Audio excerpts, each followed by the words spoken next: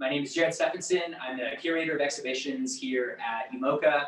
And some of you may recognize me, and I may have met some of you back when I oversaw the education department. So it's good to be back, sort of interacting with you in whatever way that is right now. So I'd like to thank the Springville Art Museum and the Statewide Art Partnership for including us in Evening for Educators. Well, I don't. It's a nice opportunity for us to be part of the larger community and sort of share what we do at the museum and sort of some of the educational ideas that we have.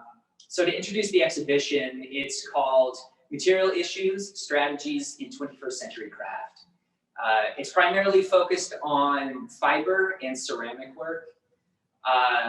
And one of the main focuses for us and one of the main ideas was to make sure that the artist's hand was very apparent in the work. So the idea and the process of making the work was just as important as the ideas held within the work, especially at a time when we're not supposed to touch or interact in a certain way. Our hopes was that this work would really talk about a human connection to the artwork.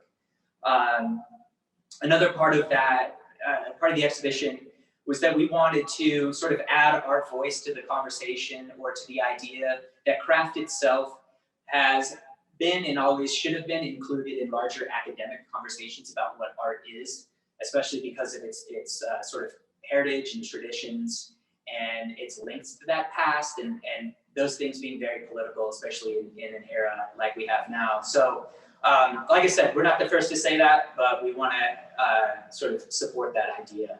So this was an opportunity for us to look at how artists are using craft-based materials or processes or aesthetics in the 21st century, but still be able to talk about the lineage and the history of those processes, materials, and aesthetics. So we have artists from around the country and locally. Three of the artists that we have in the exhibition that are local artists are Danielle Susi, who's going to be doing a demonstration this evening. Horacio Rodriguez, who's also local. He's a fellow art teacher. He works at Alta High School. And finally, we have Brian Snap, who is a professor at the University of Utah, and he focuses primarily on ceramics. So each one will be doing a demonstration this evening for you. I will, I'd love to be able to walk you through the entire exhibition, but that just doesn't make sense on Zoom. I think you would get sick of me talking. So what I would suggest, if we haven't already sent it to you, we did have a photographer come in and do a virtual exhibition for us. So there's a virtual tour. You can sort of walk through the exhibition and you can look at the label information for each one of the objects in the exhibitions.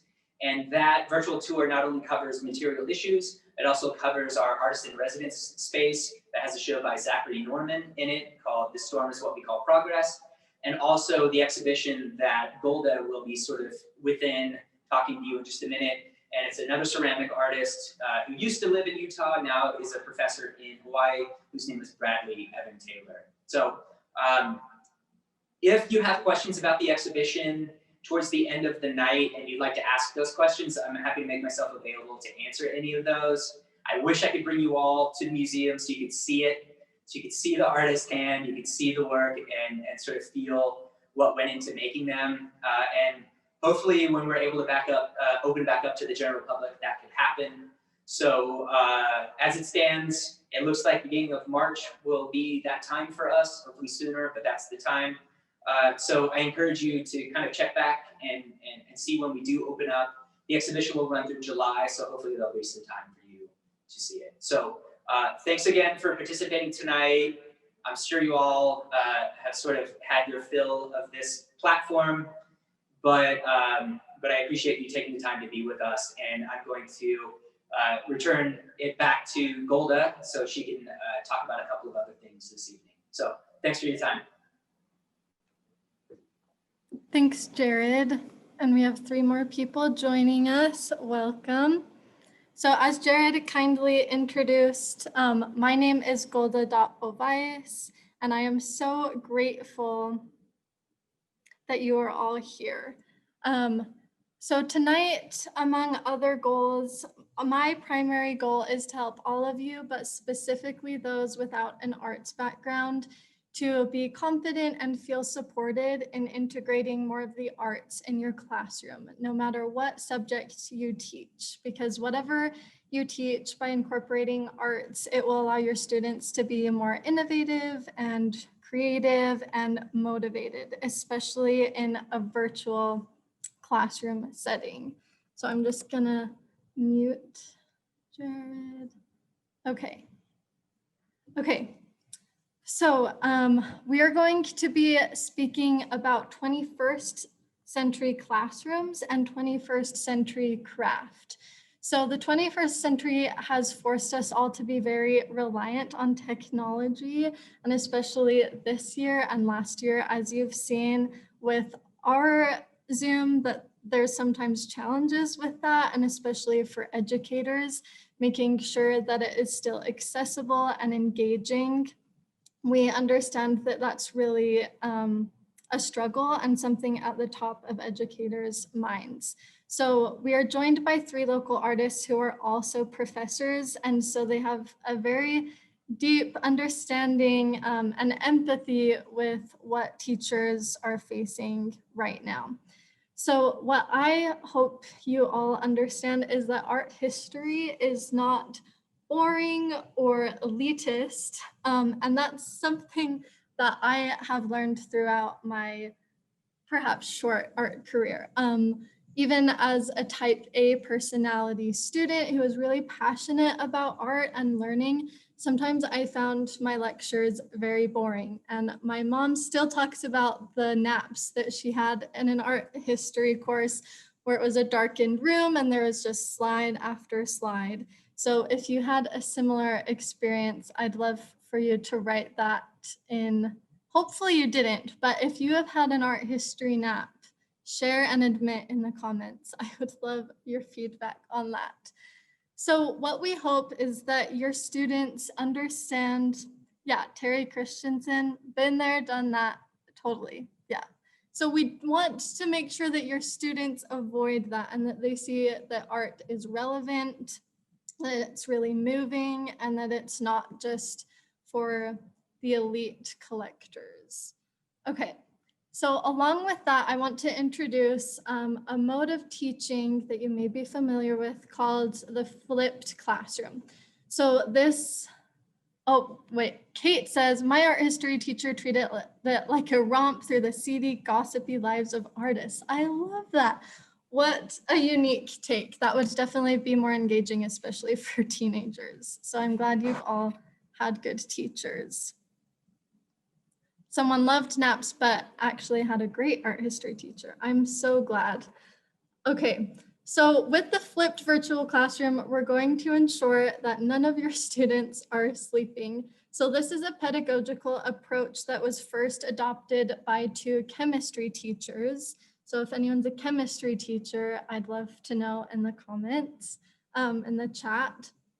But they found that their students were a lot more engaged when they moved away from the traditional model where students come into a classroom and listen to a lecture and aren't allowed to talk unless they have a question, to making sure that they learn the material, but they do it at home instead. So what the teachers would do is film them giving a lecture and sharing the content, and they used it as pre-homework. And then the students would come into the classroom and actually engage with the things that they learned. I'm gonna let some more people in. Welcome, U5. We're talking about the flipped classroom model. So as I've learned about this model, I never had teachers that fully incorporated it in my classroom, but I'm realizing that that's really what I yearned for, especially as an undergraduate student. It was something where I knew the teachers understood what their invaluable resource was, and they really used that.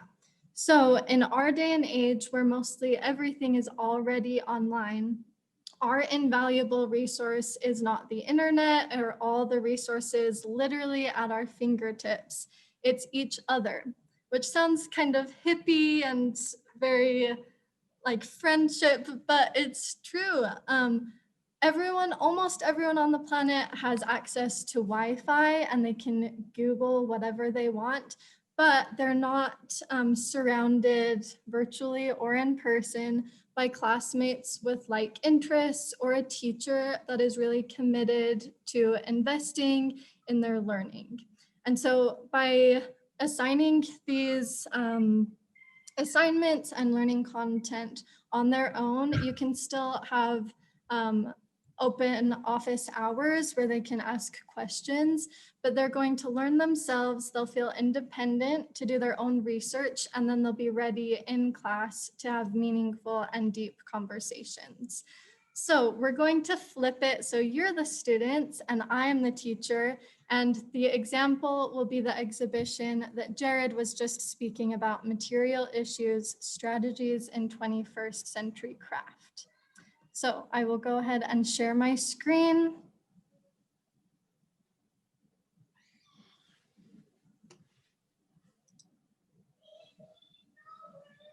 Okay. The pieces that we will be learning more about, this is an example of what you would want your students to learn about themselves, but because we can't assign you something to do during this evening, I'm going to take you through a speed round of something that you would hope your students would learn about independently and kind of contextualize the pieces. And we've also chosen 3 from the artists that are joining us later. So if you have questions you'd like to ask them directly, you'll be able to do that while they present their different projects in the demonstration. So the first one we'll be looking at is this piece by Horacio Rodriguez. And I'm just going to let you look at it. I have a few different angles. Notice the formal elements of the piece, how the texture might feel in your hands, the temperature, the composition, so the shapes of the piece, the colors. There's a lot of details. You'll notice the 545 is directly on the piece, and that's also the title. Here's the back. And then there's a side view. So this piece is very recent. It was made last year, and I'm going to read you the wall text. So in the art history world, we call that little plaque next to a piece of art a tombstone because it gives all the important information about a work of art's lifetime. And then it also sometimes has a brief description of the art and background. So think about what you were already contemplating, what connections this piece brought up in your mind, and then compare it to what was actually the artist's intentions and inspirations. So it reads, part of a larger series called Uninvited Collaborations with My Ancestors, 545 is a caged figure based on a century-old Mesoamerican sculpture that was looted from its original place as part of a burial. The imprisoned cage itself offers a critique of the museum setting, which frames these objects under a vitrine or a glass case and out of the context of the traditions and people from which it was created. A more powerful reference to the cage visually inherent in his work is the imprisonment and treatment of migrant children at the Mexican-American border. As such, it reveals the abuse, captivity, and exploitation of migrant families. I'm gonna let 5 more people in. So perhaps you were aware of the background of this piece. It's very poignant and somewhat politically charged. And that's something that's kind of intrinsic in contemporary art, because all of these pieces, the artists creating them are responding to the issues of our time. And so they can be difficult to grapple with, but that's the beauty of contemporary art, is that it's so relevant and it often invites change and for you to be an active participant in society for the better. So we'll go back and look at this piece now with the context that we have and see if your perception and thoughts have changed.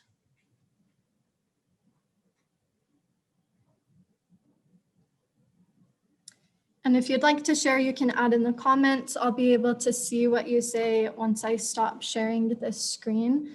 But really quickly, I took a group of teenagers through this show a few weeks ago, and one of them had an insightful comment where she talked about this hole in the back. And she knew that this was for the firing technique. You have to make it hollow and have a place for the hot air to escape so it doesn't explode.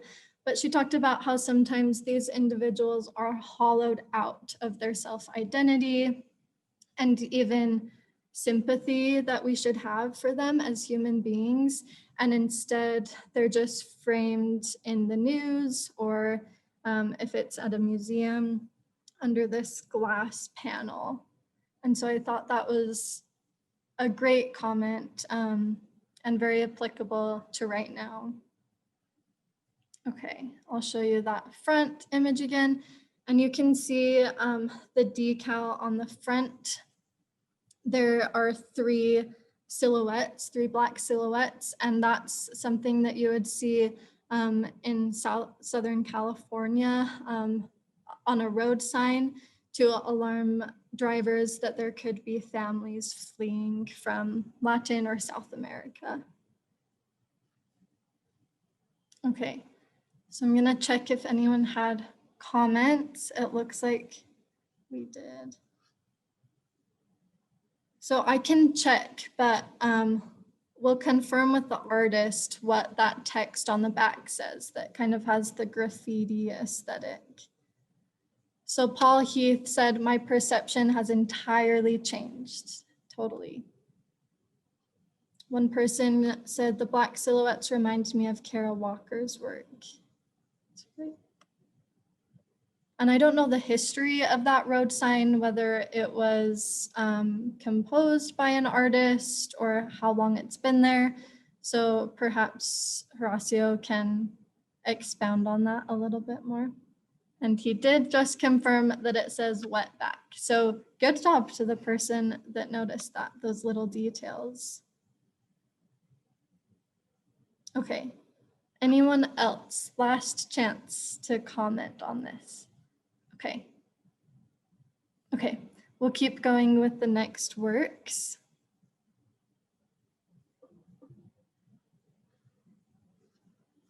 So with contemporary art, you don't always have to know the background, and that's the beauty of it sometimes, especially with conceptual art, but especially with this exhibition, Jared was very deliberate in which artists participated, the works that he selected, and a lot of them have Indigenous ancestry, and so that really informs the type of work that they create. And so with these, your reaction is going to be a lot stronger and more powerful when you know the background and the context, which is different than many other contemporary works, of course. Okay. The next piece is by Brian Snap. This is titled House of My Brother, House of My Sister, Home. This is a little older, 2016, and then it gives you the dimensions. So same as Horacio's piece, just notice strictly the formal elements. I'll give you another angle. Here's the back. And now you can maybe make some connections to contemporary events and issues right now. Okay, so take all of your first impressions, what you've thought of this piece, and we're going to read what it says on that wall text tombstone. Okay. Snap's large ceramic house was made in response to the refugee diaspora. Displacement and trauma play out in the loss of home, culture, language, community, religious sanctuaries and iconographies, among other greater losses, in the way that such displacement strips people's sense of identity, place, belonging, and dignity. The house, seemingly built from a flat child's drawing, is a precarious structure. What at first appears peaceful is riddled with bullet holes and seems to function as a wall rather than a place of safety. So now that you've contextualized it, go back and maybe you'll notice things that you didn't before. This is from my secret Santa. So as you can see, the back, and make sure everyone is muted. The back looks like it's riddled with bullet holes, whereas on the front, it just kind of looks like part of the window. I'm mad Then in the lower right corner on the back, you can see this blue paint and then an etching of a boat, which could be reminiscent of many of these refugees' journeys to hopefully a place of safety, where it often does not turn out to be that way, and the journey itself can be the end of their journey and end catastrophically, especially in Europe, where that was on the news for a long time and is still going on, refugees fleeing over the water. Okay, same thing. I'd love to know in the comment section how your perceptions and understanding of this piece changed once you learned more about it. That's a cute shirt. Thanks.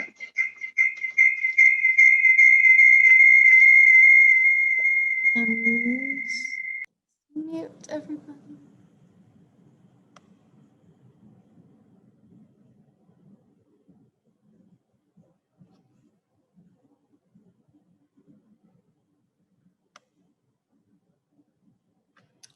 I first thought it was made of cardboard. Surprised to hear that it is ceramic. I'd love to know what Brian's thoughts are on that, with thinking that it's a different material at first than it was. And I think that was intentional with making it seem at first glance unsturdy, even though the one-dimensionality and the drawing of the lines kind of seems whimsical, but then you realize how serious the subject matter is. Kayleen agrees that it's precarious and unstable.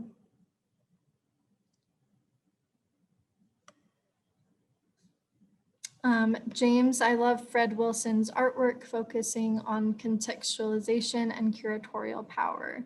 Definitely, and that's sort of a theme tonight. And the pieces that we're talking about speak to Jared's, I won't say talent, because he's worked really hard on his curatorial skills and selecting art that speaks to the locals and on a global level, that is just really, that really resonates with all of our viewers. I didn't perceive it as a child's drawing of a house, but I can totally see it now and brings an even more heartbreaking element to it. I agree.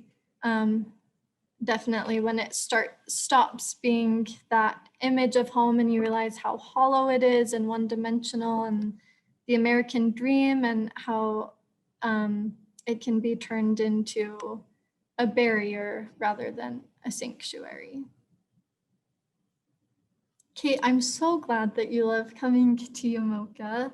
I always have a double take, she says, on the works because my first view never takes it in the deeper meanings that can be gleaned from the explanations in the artist's statements. Yes, whenever I learn more about the pieces, and I'm lucky because I can often talk to the artist or a curator, I'm blown away by how multifaceted they are and how many layers of meaning there are. And same with giving tours, just the comments by students are truly amazing. And that's the great thing with a flipped classroom, is that you are not expected to be the expert or the specialist. You just learn as much as you can in maybe even a 30-minute time frame, and then you tell the students to learn and research on this topic with you. then when you come into class, your role is just the facilitator of conversation, because every student is going to bring in a different perspective and thought, and you'll all be learning together. So that connects to that invaluable resource, right? I don't want my teachers to just memorize a Khan Academy video and regurgitate it to me. I just want them to give me space to talk with my peers about things that are important and connections and questions that I had while doing my own independent research. Paul asks, is it autobiographical? And I will let Brian answer that to be sure, and he will be the second presenter doing an art project. We have one teacher that's worried about one of their students that can have personal connection to these pieces. One person saw the back as a sculpture, as a ship, definitely, and there was that etching.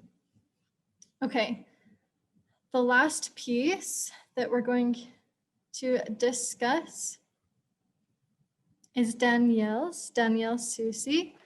So there are 3 pieces in this one, all with their own information. So you can see what materials and mediums she's used. We'll do the same formal analysis. So think about the texture, the temperature, how it would feel in your hands, what colors are used, the size of the piece, even how it's displayed, maybe. So we have oxidized, tributaries, and tributaries 2. And I love that the one on the left uses avocado. So that's my favorite food. How genius is it to use avocado in a museum work of art? Okay, let's learn more about this piece. The soft blue lines in Soucy's shibori style hand-dyed fabric appears like water tributaries moving over the surface of the quilt. In name, the work refers to the environment, while the abstract aesthetic nods to the role of abstract patterning that has long been part of quilting traditions. The small sample size of Soucy's quilts also disrupts the object from its traditional function, rendering it a canvas. So we'll go back. And now you might be more aware of the quilting techniques that she's using. So she's entered into this rich history and legacy of quilt making. She's stitched these together and used a lot of organic materials. But unlike a quilt that is large enough to cover and warm your body, she's made them really small. And kind of by doing so, it's more of what we expect the size of art to be in a museum. And so she's almost demanding that you see this art as fine art, that you see these craft-based techniques as an art form, rather than just women's work or a hobby. And that's only been in the last maybe 100 years that art critics and art historians have seen craft art in this new light, where they realize the techniques require a lot of experience and innovation and creativity. And so we're finally seeing this type of art in a museum setting, whereas before it was not highbrow enough. Okay, any comments on this one? Aaron Roundy wants to know how the avocado is being used. I want to know too. So Danielle can explain how she did that when she shares her project.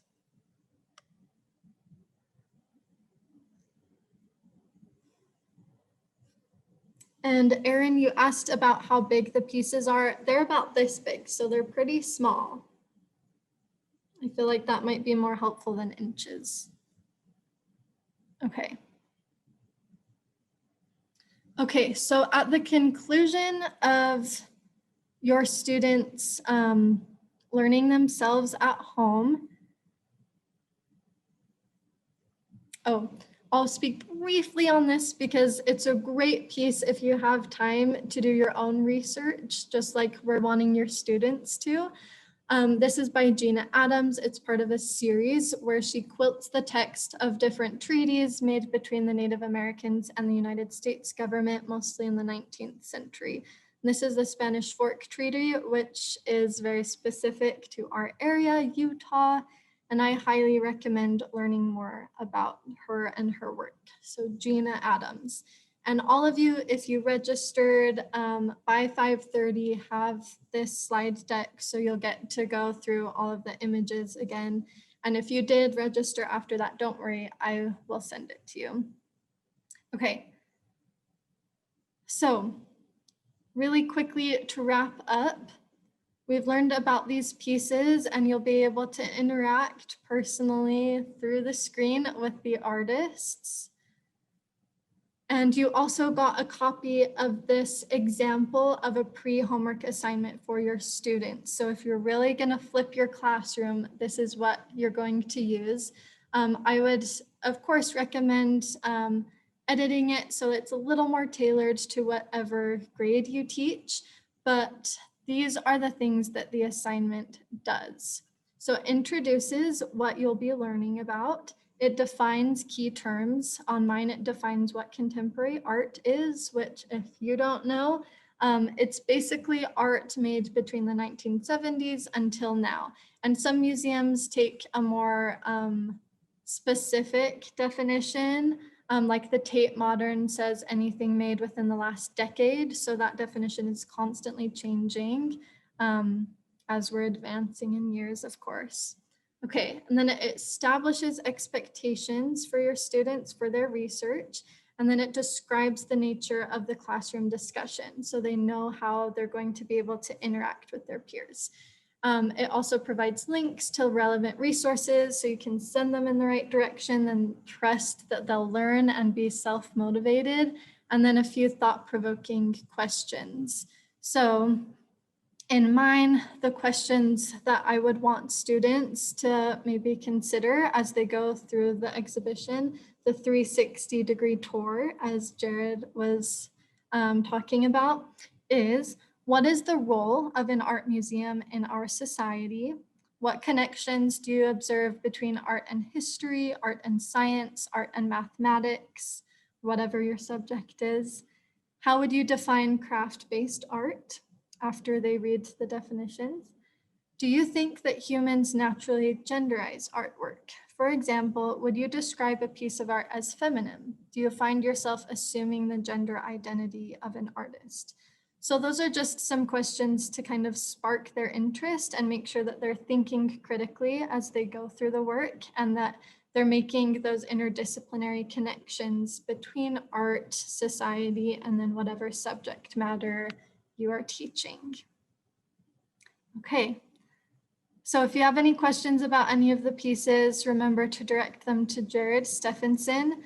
We're now going to take a 15-minute break. So whoever was making dinner, go eat your orange chicken, get some note taking so that you can take notes as the artists present their demonstrations and answer your questions.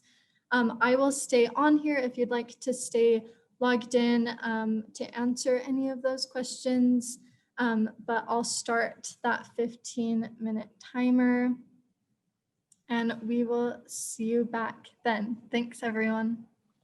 And Golda, can I just make one little comment? Yes, Jordan. This is Jordan Hansen from the Springville Museum of Art. So far, this is a great evening. Thanks so much to Yumoka for all the work that was put into this. I have sent a Google form a couple of times in the chat for educators to fill out if they want to be marked here for attendance and to receive relationship points through Midas. So just make sure to fill that out. I'll send it one more time. And if you have any questions about Midas, just let me know through the chat and I'll be happy to help. Thank you so much to Yumoka. Thanks, Jordan. Yeah, now is the perfect time to fill out that form. So make sure you get credit where it's due if you'd like those relicensure points. Okay, we'll see you in 15. Welcome back, everyone. I'll just invite you to remember to mute yourself,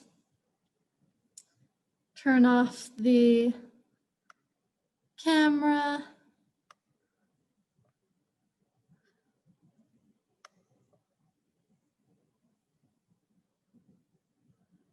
Okay.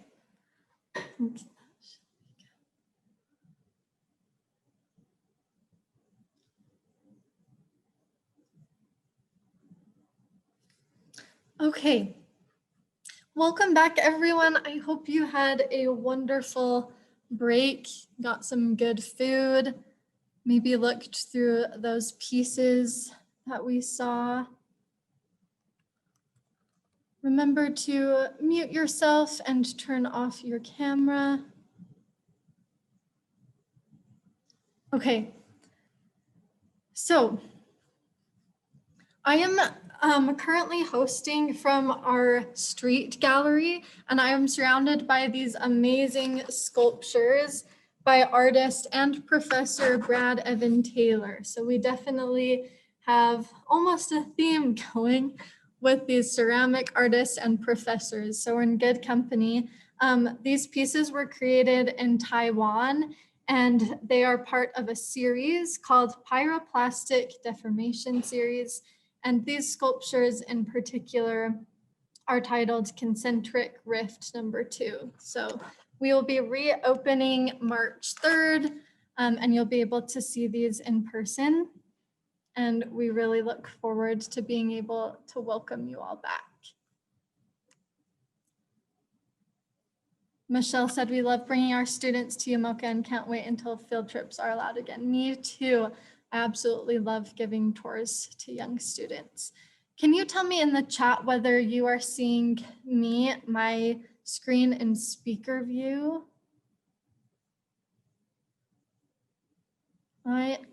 I'm seeing, okay, good. It's just me then that gets to see this other screen. Okay, I'm going to turn the time over to our first artist. She is going to demonstrate and talk to us about this specific dye technique. Her name is Danielle Susi, and she is amazingly prolific. If you can think of any creative title, she probably holds it. She's an artist, writer, producer, professor, and we're so lucky to have her. So Danielle, I'm going to turn the time over to you. And thanks again. Yeah, thanks, Golda. Can you hear me? Can I get a confirmation that everyone can hear me? Yes. Okay. Thank you so much. Hi. I am coming to you live from my kitchen. I feel like Ina Garten, but in a very different way. So hello. I'm so happy to be here. Thank you so much to Jared for having my work in this show. I really am so grateful. Thank you to Golda for organizing this night and including myself and of course the fabulous work and processes of Brian and Horacio. I'm so excited to see their workshops as well. I wanted to start this workshop with a land acknowledgement, particularly in respect to the number of Indigenous artists that are part of this show. But Salt Lake City is located on the Native American shared territory of the Goshute, Navajo, Paiute, Shoshone, and Ute people. I honor and I hope you'll join me in honoring the original ancestors of this land. I acknowledge this history to cultivate respect for and advocate with our Indigenous communities. And also because Indigenous peoples have been the originators of many of the creative traditional processes that many artists use, and natural dyeing is one of those processes that is taken from from those originators and those ancestors. So I offer respect to those individuals first and foremost. There was a question about avocados, and I'd love to answer that question for you. So it's a different process from the one I'm going to show you, but when you have a whole bunch of avocado pits and you boil them in water, they release a chemical that turns fabric like a blush pink. And so that's the sort of like blush pink, brownie blush pink that you're seeing in that piece Oxidized. I also wanted to talk a little bit more about those pieces. I didn't offer, unfortunately, I offered Jared no context when he asked for context. So luckily, he and Lauren Hurtado put together a really wonderful tombstone for those pieces. But my work as a whole, my visual work, really revolves around what it means to be witnessing climate change, what it means to be witnessing the changes of the world and the environment around us, and the fact that we as human beings are negatively impacting the world around us. And so I often create like sort of abstracted simulations of landscapes. And tributaries and oxidized are both meant to be simulations of waterways and the sort of like reworkings of waterways and the ways that some points dry up and some points continue and move through one another. Somebody wants to know how late this is going. They're already bored. So I'll move on. So yeah, I just wanted to quickly mention that and mention those pieces. So this is a Japanese technique. I am not Japanese, and I have great reverence for the people who originated this form, and I want to make sure that I offer respect to people who created this, because it wasn't me. But I wanted to find a way to adapt this, not only for my own practice, but to show you how you could use this in your classroom. And so I think what I'll probably do first is walk you through, you'll get a lesson plan from Golda. Sorry, there's also like this flare from my light in my kitchen. You'll get a lesson plan from Golda that includes all of the materials and the process for this specific technique. So I hope that you'll just join me in kicking back and relaxing. And I want to walk through the stuff that you'll need and some like tips and best practices and how you could maybe adapt this for elementary grades or secondary grades, and thinking about how to adapt it in that way too. So this is a 5-gallon bucket. I'll show you. This is a 5-gallon bucket. This is my sink also. I recommend doing this. It's dye. I changed out of a sweater and into this tie-dye shirt because it's less precarious than a sweater. So yeah, this is my dye vat. I'll be referring to it as a dye vat. Basically, it's just a big bucket that has my dye process in it. In my list of materials for you, I list this indigo kit. This is the Jacquard indigo kit. Personally, I've done this a few different ways where I've bought the chemicals individually and mixed my own dye vat. But I think for a large group of people, or for a more accessible, more affordable kind of process, a kit like this is really wonderful. And I'm also thinking about ways that you might do this in the classroom, or ways that you might have to do this while teaching students who are working from home or learning from home. And this dye vat, so this is full right now, but this dye vat could easily be split into smaller containers if you wanted to. And this dye vat, I made this a month ago and it kept in my garage. So as long as this bucket is covered, it will keep for like a month, 2 months. It'll keep for a long time. Don't allow it to freeze. Don't allow it to like heat up to an insane temperature. But this will keep for a really long time. And I think that that's kind of a special aspect of this dye vat too. So like I said, I recommend kind of buying a kit. You can get this on the e-commerce website that shall not be named, but I also recommend it from like Dharma Trading. And there's plenty of, sort of dye companies that offer this kind of kit. And I linked to it in the materials too on your lesson plan. So you should be able to have a link to that. In that kit, I'll show you. In that kit, it comes with elastic bands. You will need more, especially if you're teaching. Elastic bands of 2 different widths, so like a thicker width and a thinner width. Gloves, you probably have these if you're teachers, especially if you're science teachers or if you're art teachers. These are popsicle sticks, and these are like little resistance plywood boards. I'll show you what those mean later. And it also comes with some folding technique sheets, some instructions on how to mix your dye vat. And then it comes with all of the chemicals that you need. And so obviously your first chemical, this is pre-reduced indigo. and then it comes with soda ash, and then it comes with something called hydro, which is sodium high something. I'm not remembering the scientific term right now. And so I think one of the things I wanted to stress was I wasn't under the understanding until tonight that some of you aren't art teachers, and I actually think that's really cool. I teach at Salt Lake Community College. I don't teach art and I don't teach art history. I teach English and humanities. So I think what we can connect here is that we can be artists, we can have creative practices, we can teach people how to be artists and not necessarily be practitioners of art or like scholars of art ourselves. That said, I did go to a very expensive art school for grad school, and I'm happy to report that they have like a huge dye kitchen. So it's basically like an entire kitchen built for dye. Lots of like, hot pots and sinks and stuff like that. And that's kind of where I learned how to dye and where my passion for dyeing grew. So I also use, in the resistance process, I showed you the popsicle sticks and the little boards. Just like little wooden clothespins are really excellent as well. And I'll show you how to use those momentarily. I also, because I don't know how else to organize things, I just have all my elastic bands in a Ziploc baggie, and then all of like my used sort of resistance boards. I have a whole box. My husband is a butcher, and so he brought these gloves home for me. A whole box of these blue rubber gloves, which is amazing. So I'm going to be using those tonight. And then I showed you my dye vat. This is a stick. This is literally a stick. And this is what I use to stir my dye vat.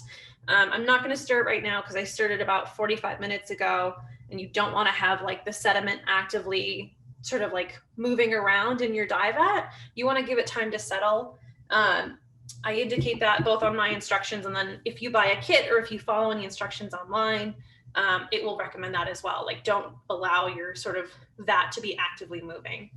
And then, in high tech, while high tech, this is an old sheet pan, literally from my kitchen. It's super gross right now. It's like just super used, but it is on the other side of my sink, and that's where I'll be resting the bundles that I have dyed. So it's a way to like kind of move them over. If you're teaching this in a large classroom, you might lay out a tarp, or maybe each student has like just a trash bag or a piece of plastic that they're laying their stuff on. But it's really important that you have like sort of a landing spot for those kinds of things. Any questions right now before I start showing like folding techniques or anything? And I can keep an eye on it too. I should also say thank you to our friends at the Springville Museum. They're so wonderful, and they've created such incredible opportunities for educators in the state. And I have friends who work over there, and I'm excited. I'm grateful for UMOCA and Springville in this state. Is it kind of like doing tie-dye? No, it's not. I'll show you in a moment. It is in that you are taking a fabric and introducing sort of a water-soluble dye. How much dye does one package make? It's a whole 5-gallon bucket. That's what my one kit has made. I have bought the supplies elsewhere and made 6 or 7 vats when I've done like group workshops. So yeah, it's not necessarily like tie-dye. I think this, where it says indigo tie-dye, that is really deceiving. You could use it like tie-dye. You could use it like in the squirt-on kind of thing. But the dye vat process is like a submersion process. So you want to make sure that you're not just like squirting dye onto it because it won't fully saturate. It's literally like putting it in a vat of dye. Is there a specific type of fabric you have to use? You used muslin, but I've done this with silk. Yes, so silk, muslin, the things that they have in common are that they're both plant-based natural fabrics. I don't recommend trying to dye synthetics. I think that the dye usually doesn't stick very well. And that way you can make sure that, you'll get like a consistent dye process. How can you tell if the dye is bad or no longer good to use? That's a really good question. So when you You can't see it, unfortunately. I wish we could all be here in person, but right now, looking at the dye around the edges, the dye has a yellowy green hue, which means that the dye has not over oxidized. And that means that it's still good to use. And then chemists, help me out. There are, the science is also explained in your lesson plan. I try to connect it to science and to history to give you some context. You know, indigo is only water soluble when it's introduced to hydra. That's sort of like sodium hydra chemical. And so there's only a finite amount of actual indigo dye that exists in the vat. So once you're not getting dye to adhere to fabric anymore, that also means the vat is no longer good. How do you set it? That's a great question. I will talk about that in a moment, but essentially before I answer that question, I'm going to demonstrate and then we'll talk about setting, because the setting is part of the process too. So thank you for your question. I will get to that. So I'm going to show you, you have some folding technique charts on your lesson plan, but I wanted to kind of go over just a few basic folding techniques and a few basic binding techniques. So this is my little 12 by 12 cotton white cloth. I have pre-washed and dried these. I think that's really important too, because you don't know what kind of chemicals these cloths were processed with. So I recommend pre-washing and drying your cloth. The accordion style fold is a really popular one in shibori technique.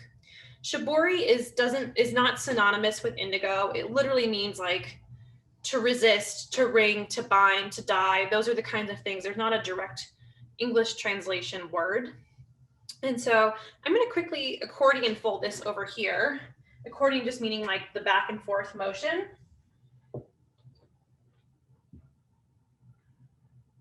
And you can do the accordion folds as wide or as thin as you like too.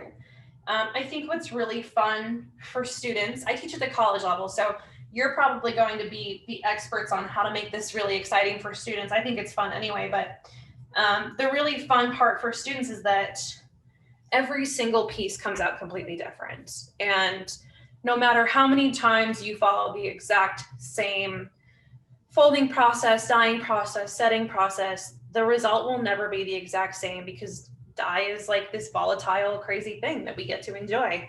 And so I think what could be really exciting for students based on what kind of learning style they have is that they don't have to judge against other people whether they did something right or not.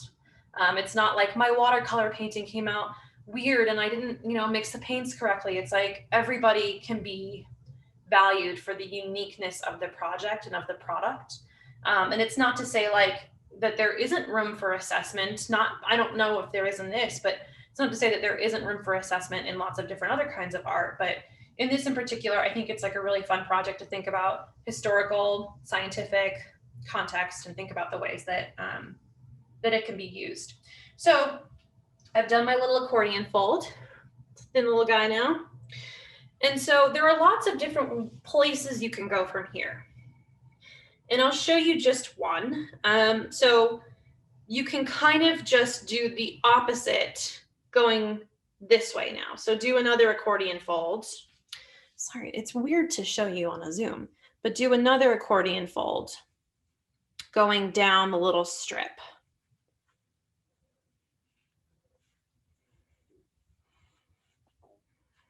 Like that. So now you have this little bundle. I refer to them as bundles a lot in the lesson plan and in the process because it's kind of what they are in this stage, right? So at this stage, I'm going to, you can wrap it in a few different ways. But I am going to use a rather thin elastic band. I'll hold it against the white of my cabinet. Thin elastic band. And I'm just going to kind of go around it the way you would like a gift. So once around one way, twist, and then once around another way. You're not necessarily, in this case with this elastic band, you're not necessarily using the band to create any resistance between the dye and the fabric. You're more using it as a binder And then any resistance and any variation in the dye process will come from the folding. Any questions so far about that?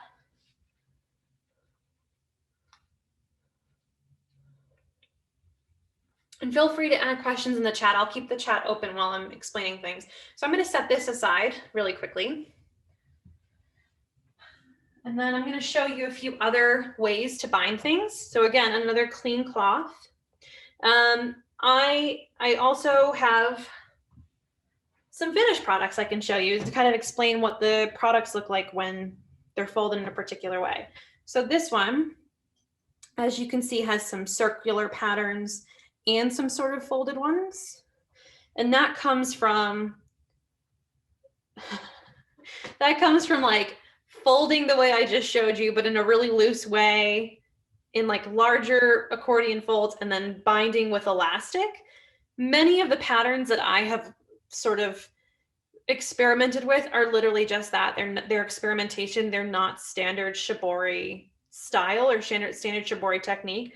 But I think that that's something you could encourage in students. Like once they've learned how to use particular shibori technique, they could then kind of experiment, combine different folding techniques. That is one of the things I think is most interesting. I would say there are plenty of resources on the internet about the exact shibori folding techniques. They each have Japanese names that I don't remember right now because I have 100,000 things floating. It's the first semester of classes, and so it's kind of wild right now. 100,000 things in my brain. But there are very specific names for, I think there's like 4 or 5 very specific folding techniques, and there's names for that. I'm looking right here. Where would you get a classroom set, say 30 or more pieces of fabric to use with elementary students?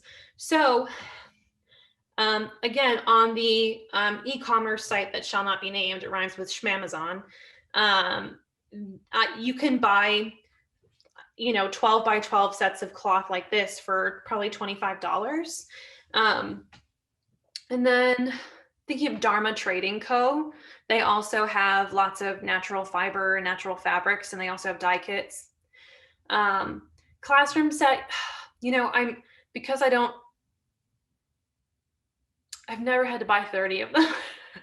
Never had to buy like 30 kits of them. I imagine Dharma Trading Co. would, and I'm sure there are plenty of websites that actually have like specific discounts for educators or offer like educators products.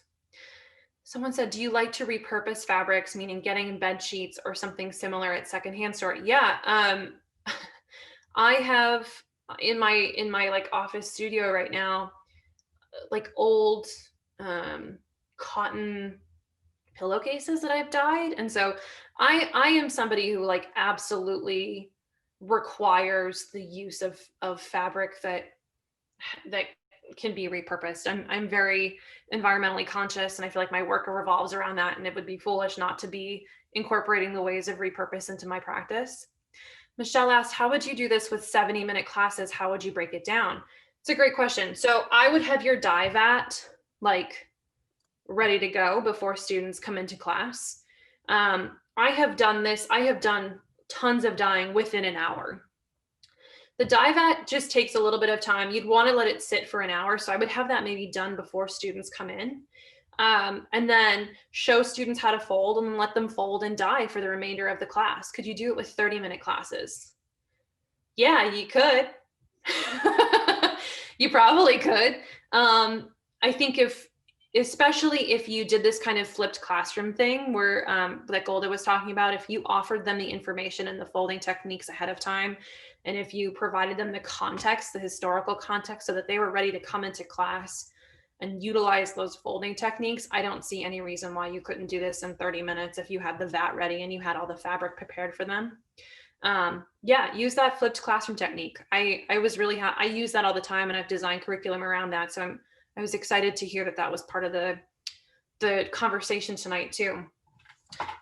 Okay, so this is a combination of techniques.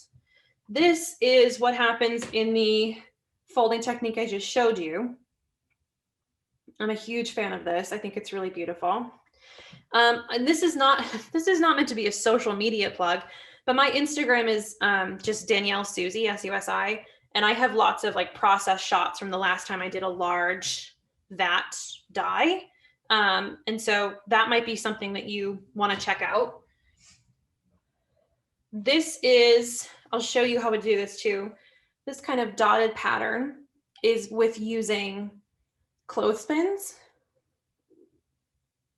And I'll show you how to do, I could show you how to do that right now, actually. Let's do that. So you want to start with that basic accordion fold, and I'm going to do one that's a little bit wider than the one I just did.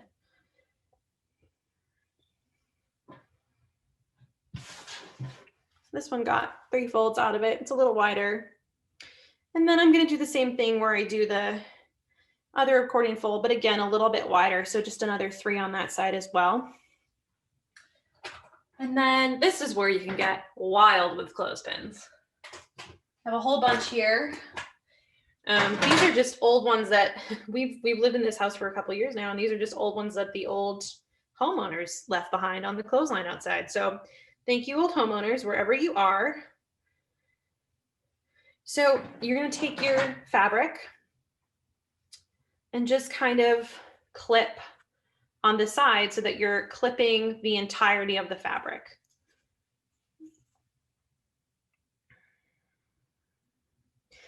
And you can do it in a symmetrical way. You can do it in a sort of mishmash way.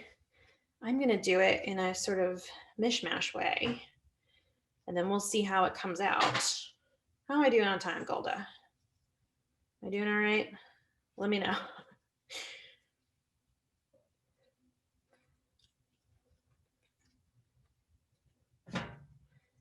Great, we can do this.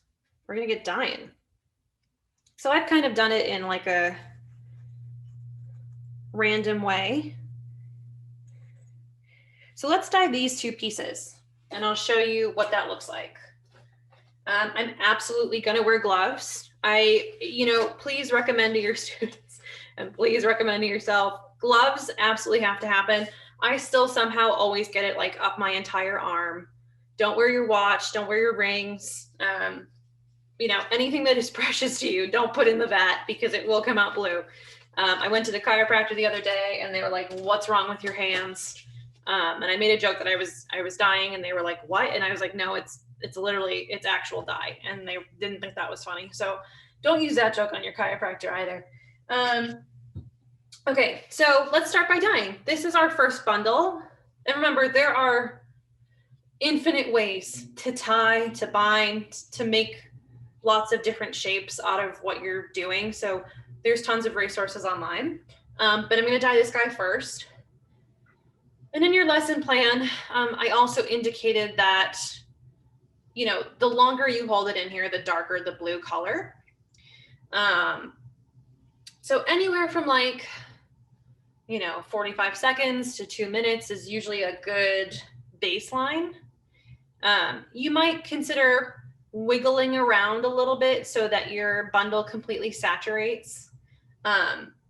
Do not move it around for in an insane way so that your whole bucket stirs, because once again, there's all that sediment at the bottom that you don't want to mess with, because then it becomes really inconsistent in the dyeing process.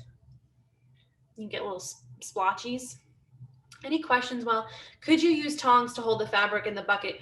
You could, but the one thing I'll say is that I would recommend tongs that are either very thin, like at the prong part, so that you're not creating another space where dye can't touch the fabric, or use those tongs almost like kitchen tongs that have chemistry tongs that have the little rounded bits at the bottom. How do you dispose of spent dye? Terry, I'm so glad you asked that. And again, this is in your lesson plan, but this is a natural dye and you can literally pour it down any sink, municipal water disposal. You can water your outside plants with it. You can pour it in your compost. You can do lots of different things with it. So,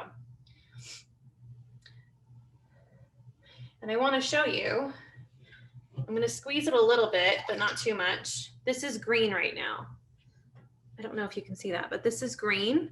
That's because it hasn't had time to oxidize yet.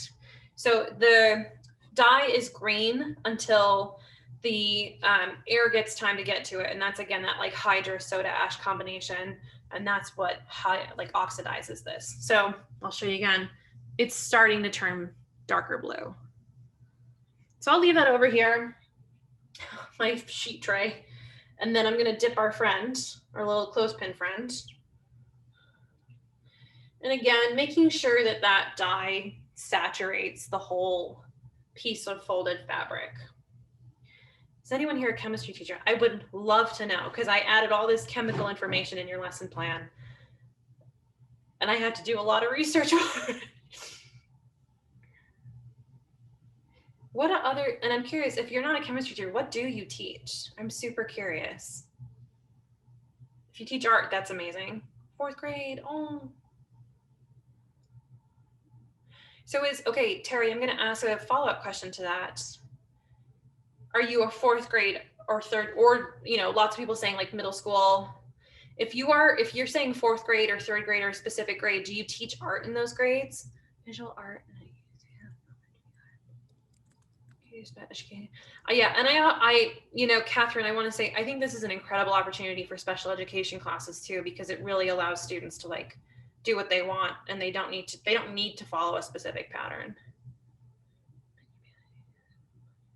Entry STEAM, cool. Oh, so cool. I wish my teachers did cool stuff like this when I was in 5th grade.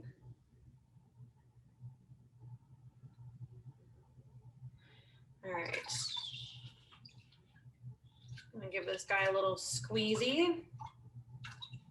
Maybe you could see more clearly. This is a little bit more green. I don't know if you can see in the light. Okay, so I'm gonna let those rest for 1 second. Once they've oxidized, they need to completely oxidize and turn blue. Once they have oxidized, we need to rinse 4 minutes. You got it. We can do this in 4 minutes. We need to rinse them out. And so basically what I'm going to do in just a couple minutes, I can probably do it with our friend, the first bundle first. I am going to rinse them under cold water. I'm going to turn on my sink, which probably won't result in the most pleasurable auditory experience for you. So I'm going to turn on my sink and I'm going to rinse out one bundle. I will hold it up to show you what that looks like. And hopefully you're shocked and amazed. That's all I could ever ask for, you know? I'm gonna give it 1 more minute to oxidize a little bit more. Oh, that's cute. Every year we title all the gym shirts in our high school art. Amazing. Any other questions while we have just a few minutes left? These are still oxidizing.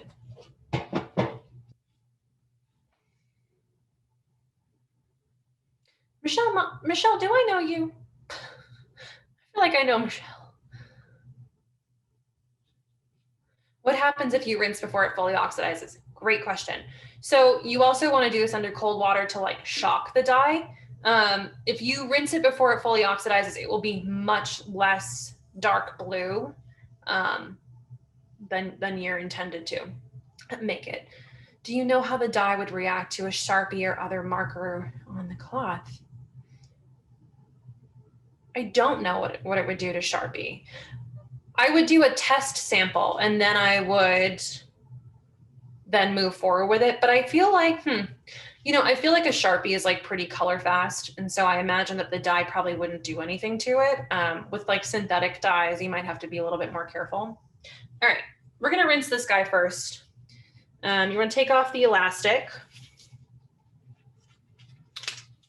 And again, it's not fully oxidized, so we'll just see what happens. And this is my favorite part because you can see where it hasn't fully oxidized yet. And so all of the green parts that are still in existence, they will just be a lighter blue when they are rinsed. So I showed you the like first one that is the same pattern, that other one, it will just be variant shades of blue, which I think is really wonderful. And so actually, you know what, I will wait to rinse that because it's still doing its thing, and I'll just unfold this guy and show you what this looks like. So once you've rinsed them all, you're going to put them in the washing machine with just a little bit of like neutral detergent, and you cannot wash them with anything else for the first wash because you will turn everything you own blue. So for the first wash, you're going to want to wash them all together. You could do this in a much different way and have it be, see that block down there is very much indicative of the little clothespins, but everything else has some kind of stripes. But then this corner up here too also has some of the spots from the clothespins. It's hard, I'm in a dark area. I want to look at the questions while we have them. I'm shocked and amazed. Thank you. Yeah, these are super fun. Have you tried it with batik? No, I haven't tried it with batik. I don't really mess with batik too much, the like wax resist style. That's not really my bag. And I'm very much more interested in figuring out different natural dyes. Does vinegar make it more color fast with wash machine?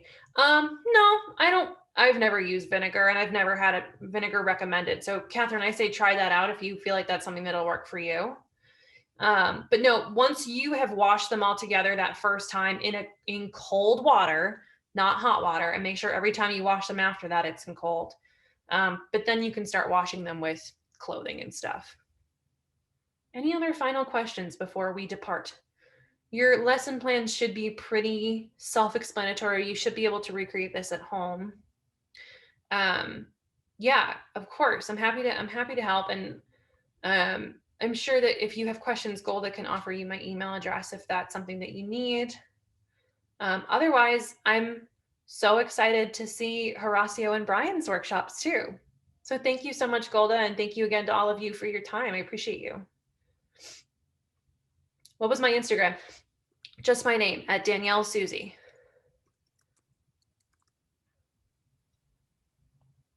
Okay, thank you so much, Danielle. I truly am shocked and amazed. That looks so cool. Okay, so I will, just as a reminder, you should already have this lesson plan, but if you registered after 5:30 p.m. today, don't worry, I will still get you all of those resources and the PDFs we've been talking about, but that's when I sent it out. So don't worry, I'll send that to you tonight. Our next artist is a professor at the University of Utah. He's a ceramicist, and his name is Brian Snap. And so I'm just going to turn the time over to him. Thank you so much, Brian, and keep asking those questions in the chat. Thanks, everyone. You're good to go. Okay, hello. Yes, my name is Brian Snap. I do teach at the University of Utah, and I do teach ceramics. I also teach 2D and 3D design, seminar classes, and I taught K through 12 in California. So for those of you that are looking for some different here, I know not everybody's high school, not everybody's middle school, so maybe there's some elementary school teachers here. This particular project can lend itself to all of those. It's a rather long, extended process. It's a process piece, but you can always whittle it down. So depending on the age group and depending on abilities, you can always whittle it down. For some of the younger students, like, you know, first, second grade, maybe even third grade, the idea of collecting rubbings. Hopefully you all know what rubbings are. If you haven't done a rubbing before, it's pretty simple. All you need is a piece of paper and some chalk or crayon, pastel, and some kind of texture. I brought some things in because when I'm doing rubbings with older students, I like to send them out, you know, and define things, bricks, asphalts, street, concrete, any of those types of things, trees, great places to extract textures from, right? So we're playing around with these ideas of textures, actual texture, visual texture. Somebody might think, well, what does this have to do with clay? Well, eventually I'll get to that because this is a really great lead into clay and collecting textures. And one of the ways that we can collect textures, because clay is soft and malleable, is we can just slap it on any surface and pull that texture off. But if you're working inside, or you need to work inside, or as a lot of you are Zooming your classes and students are working from home, these are some things that students can use at home. And it can be any kind of paper. I have some drawing paper, sketch paper out of a large folio here. My name's not Duncan, but that's all right. And so I'm using this paper. But you could use newsprint, you could use lined paper really, and to pick up textures. So anything that's around the house, you want to make sure though that when you are collecting textures or your students are collecting textures, that they're not using anything that's going to stain, right? That is going to be easily cleaned. So washable crayon, sidewalk chalk, if you want to use chalks, works really well. And then it's just finding things. Really coarse sandpaper. I got a big sheet of it here, but you could use a smaller sheet. I'm just laying the paper down on top of this. It's going to give me immediate texture. So now we go really from actual texture, the texture of the sandpaper, to visual texture. This odd thing is actually from my beehive, and the bees will build honeycomb on this, and there's still a little bit on there. But coming in with something like this.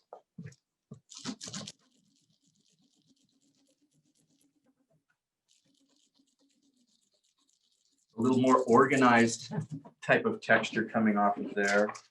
Piece of slate. See what happens with piece of slate. I'm sure you're getting the idea of how to lift these. Now I sometimes like to, I'll do a texture with one color and then I'll come back in. Oops. I'll come back in and pick up another texture to create layers. So getting rubbings is really easy. Historically, what people used to do was they would go to a gravesite of a relative, and they would take some charcoal along with some paper, and they would do a rubbing on the tombstone or the at the gravesite and lift some of that.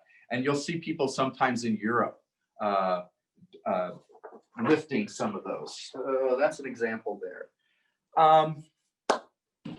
Just another piece for texture. Oh, for younger too, you could create boards for young people to get textures off of, where they're simple shapes, and you could have them talk about those simple shapes, name those simple shapes. It can almost be like a little mystery. Like if you set this up for them, lay the paper over it, they can't see the shapes that are underneath there, and then start doing some rubbings, and these shapes start to come forward. And it's pretty easy just gluing low-lying objects. You could also use cardboard on cardboard. You could cut shapes for cardboard on cardboard. With younger people, you could also think of this as maybe more like crazy quilt time, where instead of going through this longer process that I'm going to show you, maybe they're just doing a few of these as one assignment, and then they get hung up and kind of arbitrarily put into some kind of grid that creates a piece that the whole class has contributed to. So those are just some things that can be used indoors or with some younger folk. In using the this 24 by 18 paper, folding it in half to get some 12 by 18s. Now you get shortchanged a little bit out of these pads because they're perforated and you lose about 1/4 of an inch here. So when we get around to measuring, you got to kind of fudge things a bit. No, this is a very quick trick. If you don't have a paper cutter or you're not so good with scissors, you can just quickly tear the sheet in half with a straight edge. Comes in handy. I listed out some materials for you, and I'm sure you can think of others. So very quickly, these 2 sheets here. And I've also got rubbings that I've collected. So here's one that was layered. This was stucco, wall of a stucco building. Right. My kitchen tile floor. This was some slate in a bathroom. Now, when I do this longer project, I have several things that students do kind of in progress, but I don't show them the final product. So we're working through process, and the idea of this process is that something's going to be made, then those things that are going to be made are going to be altered. You could even say they're going to be destroyed in a sense. And then we're going to take pieces of those and reconstruct. So it really moves through more of the idea of process, getting students involved in process, a lengthier process into making rather than something that just happens, you know, in a 30-minute or 40-minute class and then it's done and it's gone. You can work this out in a way where maybe the first day you're going to do rubbings. Now, whether they're rubbings from indoors or outdoors, but you're going to do rubbings. You can have them do anywhere from 2 to 6, depending on just how many rubbings you'd like to have and how far you'd like to take this project. So I have these here. I also did a collage page. I did a couple of collage pages, but I didn't cut this one up. I had an old BLM map book, and so I just started cutting that up. You can imagine if you had, anything from People magazine to nature magazines or old magazines that students can cut up, old art magazines that they can cut up. So they're cutting out pieces, they're gluing it on to this 12 by 18 inch sheet, right? And coming up with another page or some other tiles that we're going to work with. The other that I've done in the past, but I didn't do for this, and I mentioned ink in some of the materials. And I know you got to kind of watch out with ink. Ink can be tough to work with. But what I would do is I would have a class session where they would bring in objects to draw with that are alternative objects, like cotton cotton swabs or string or sticks, broken sticks with irregular edges. And then I'd play music and I'd have them drawing with the ink and whatever tool they wanted to use to kind of respond to the music, to create some more pages with this kind of pen and ink. And again, trying to get some other ideas of texture and texture that's coming through in a 2-dimensional form.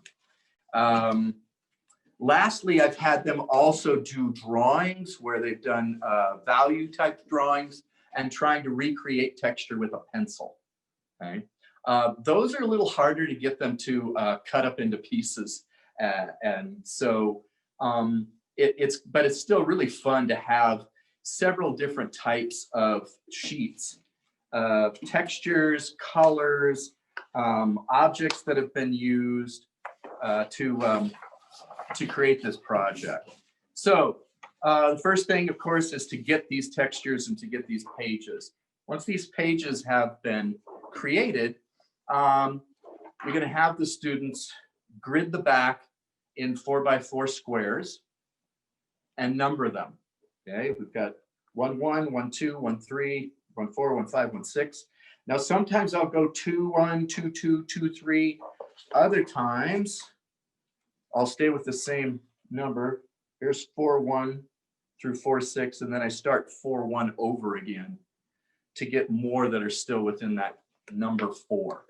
I know this doesn't make a whole lot of sense yet as to where we might be going with this, but gridding this out. Now you'll notice, and numbering. This is really important because this is when the fun starts to happen. You'll notice that there's still some more down at the bottom here. I stick with this 4x4 square because it works within this rectangle well enough. Also, if I am going to lead into clay, it's either going to be 4x4 squares of clay or 6x6 generally. Now, this project I have done with elementary school students, and I've also done it with college students. And I had to pull this out of my hat last spring during COVID because we were booted out. And I was teaching a ceramic surfaces class. So how do I stay with surfaces? What's the project that I'm going to give them? They don't have a lot of clay. They weren't able to take a lot of materials home. So this was a great lead in working through this kind of process and design process and thinking and organizing about what you're collecting and how you're collecting it.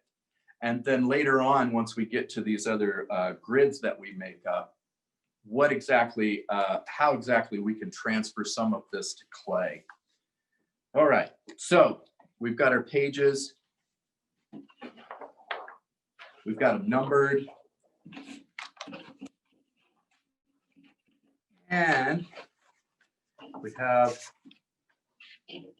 our squares cut out. So you can cut these squares out on a cutting board. You can cut them out with scissors. You can cut them out with an X-Acto blade. However, I will caution the X-Acto blade. At the university, we have a full wood shop. We have saws, we have sanders, all of this great equipment. The most dangerous tool in the department is the X-Acto blade. More people wind up heading to the hospital for stitches because of an X-Acto knife than any other tool in the building. So be careful with those if students are using them. But I like the idea that students at some point, whether it's middle school or high school, that they are becoming empowered with some of these tools, right? And so they are becoming, you got to let them get in there and do it, and of course we want to keep them safe. We don't want anybody to go home with stitches, but it's a good idea to start empowering them when you can. So we've got, I've got my tiles now cut out and I've got them numbered. And I have 6 different piles here, including my cutouts of the collaged pages. And like I said, there might be one day where you're doing rubbings, another day where you're doing collage, another day where you're doing ink, and another day where you might be doing just straight drawings to create some of these pages. Once we get to all of this, and once we have these pages, then we have some fun with them, because we're gonna do a random composition, and we're gonna do a designed composition. So you need your dice, very simple. Roll the dice, and I have a 3 and a 5. So I'm gonna go to my 3 pile, which is the collage, and I'll get a 3 and a 5. And my glue. This tacky glue works really good with paper. Also, glue stick works, Elmer's works.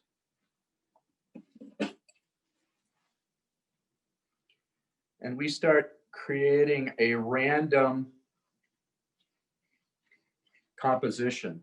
Now, what's nice about working with a random composition, and I'm just putting enough glue on here that it will hold down fairly flat. What's nice with working with the rubbings and working with this random composition, also with collage, is that those students that don't feel very adept with their drawing or their painting can jump in with this, no problem. Also, younger students that haven't acquired some of those skills yet can also do this really easily. So, you know, they may need some help with setup. They may, younger kids might need some help with making or cutting. And then starting from the left-hand side, going across. Now we've got a 6 and a 5. I also said that you could do this singularly. So I'll pull my 6s out. That's this lovely Christmassy looking rubbing. There's a 6 and a 5 right there on top. I lost my train of thought here. Oh, I had said also in the little, and forgive me with that, with what I wrote, I haven't written objectives and things like that in quite a while. So anyway, within those, I said that you could make this a singular person project. You could make it a group project, a team project. If you want it to move a little faster, you know, partners or a team works really well. 3 and a 2. My 3s are here. Nope, those are my 4s. 3s.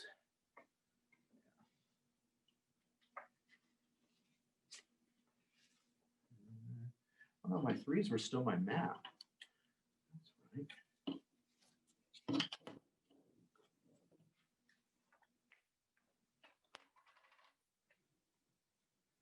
I think having the activity of rolling dice is kind of a fun thing, especially for younger kids. But there's also just that idea of, you know, not knowing what's coming up. That idea of working with chance. Yeah, you just had a comment from somebody that they thought this would go over really well with middle school students. And another comment, the idea about making it a group project sounds really like fun and Yeah. exciting. So. Yeah, and especially when you get to this point, the cutting part, you know, the groups are rolling, somebody's rolling dice, somebody's gluing pieces down. That, you know, to have that kind of activity can be really fun. And this just goes on until I've used all my, double 3s. Wow, another map. You can see I actually still enjoy doing this. Also that idea of being able to let go, you know, you gotta, there's been some sayings in art in the past in one way or another that you have to destroy art to create art. You have to, and part of that is pushing beyond what people have done before. So you kind of have to destroy what they've done to move on to do what you want to do and break away from that. But also just the idea of how you create within a process, and you almost make your own found objects this way, right? You almost make these things that then you get to take apart and reassemble. The randomness of this also takes some of that pressure away from those that don't feel capable.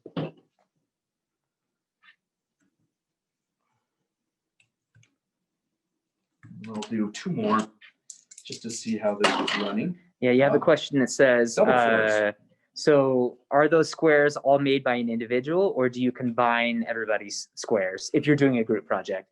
That's a great question. And I think that you could do both. You could have everyone do their own and then put them in groups and use each other's, or you could have, okay, this group is going to do rubbings, this group is going to do drawings, this group is going to do collage. Any of those ways I think are fine. Any combination of those two.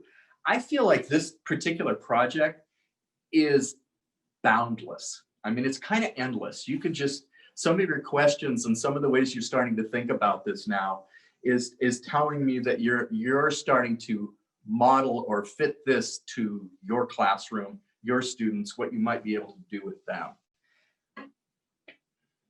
So keep them coming. So Brian, I'd say Yeah. you got about. Okay. Yeah. All right.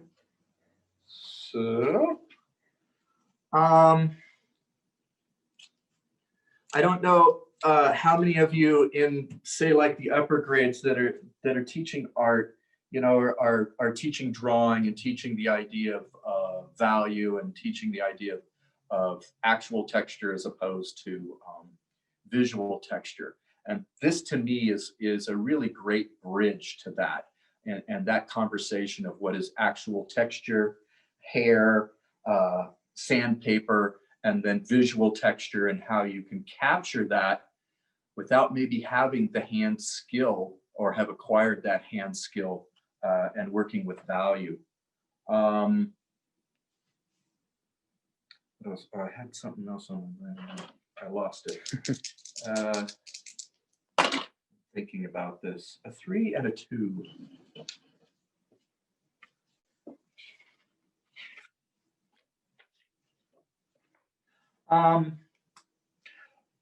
Ultimately, at one point when I was teaching 2D design at a community college, I'll show you just how much further, or talk about just how much further this can go. Once we finished creating 6 different sheets, 2 composed and 2 random, I had them start to layer their pages. So let's just pretend that these are, I have one, here's a composed one that I brought. So you could see that. So here's a composed one. I like to do the random first. I like to get that energy going with the random and what can happen with the random, because it can actually influence when they're starting to design their own composition, whether they want to be very strict with this idea of a grid, every other one, type of way, or whether they might be influenced to break away from that a little bit and use these leftover tiles that they have in a little bit different way. So you can see it starts out in kind of this, kind of grid where it's every other one, and then it starts to pull apart a little bit down here and start to shift a little bit with the colors used. But imagine that you have 6 of these sheets. So from here, and this got a little more complicated, but was pretty interesting, was that we basically created a book where we put holes and brads up at the top, and we cut out parts from each page. So you would really kind of cut out a lot of the top page, and then a little less of the next page, and a little less of the next page, on down through until you got to the last page. And then they would hang on the wall, and you could see through from the top page all the way to the back page. But you could also, with just having the brads at the top and having it hung like this, you could pull these pages up, and you could see the rest of what was on each of the pages. So it can go another step further if you're interested in that. So this is where there are more questions while I'm rolling dice. Please ask. Yeah, so we just had a comment that said, I've seen something similar with kids using different medias to the sound of different types of music and then repurposing the paper for a new project. So, Right. Yeah. Yeah, so that's just another page, right? That could be another page of tiles. And I think what's nice about that is that when you are reacting to the music, you are putting yourself in a place that, you're giving yourself permission in a lot of ways to just go with it and to let go. And there's nothing more fun than that rudimentary or primal mark making, right? And that you're being influenced by this music, but yeah, it's your hand and you're still making these marks. And there's something really kind of wonderfully primal about that. And then that page becomes those tiles. It gets repurposed as those tiles. A 1 and a 4. For those of you that might be working in a system, when I was teaching elementary school, we were teaching literature-based programs, and so when I was teaching 3rd grade, we would read a story, and then all of the social studies, all of the math, all of the geography, and all of the art would come out of that story. It was a fabulous program. They got rid of it after a while. I don't know why, but it was really wonderful. And so everything just kind of grew out of the story that they would read at the beginning of the session. What I found was that this also engaged them in a way that they wouldn't normally be engaged. And so math, talking about math, you've got a probability with rolling the dice.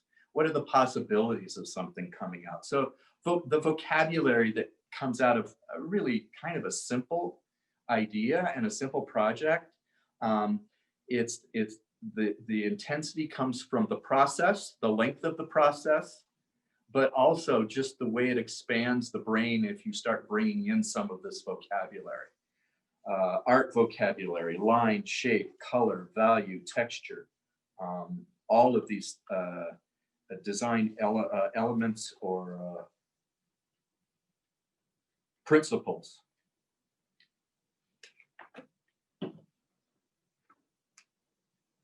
So I listed some of those. Also, the idea of images, you know, whether you're pulling from quilts or Islamic tile work. And hopefully for those of you that may have tuned in because you knew I was a ceramic instructor and might be talking about clay, you can see where this can move into ideas of working with clay. Whether it's taking texture with clay off of the same surfaces that you took these textures from, or whether it's impressions, you're making impressions from different materials.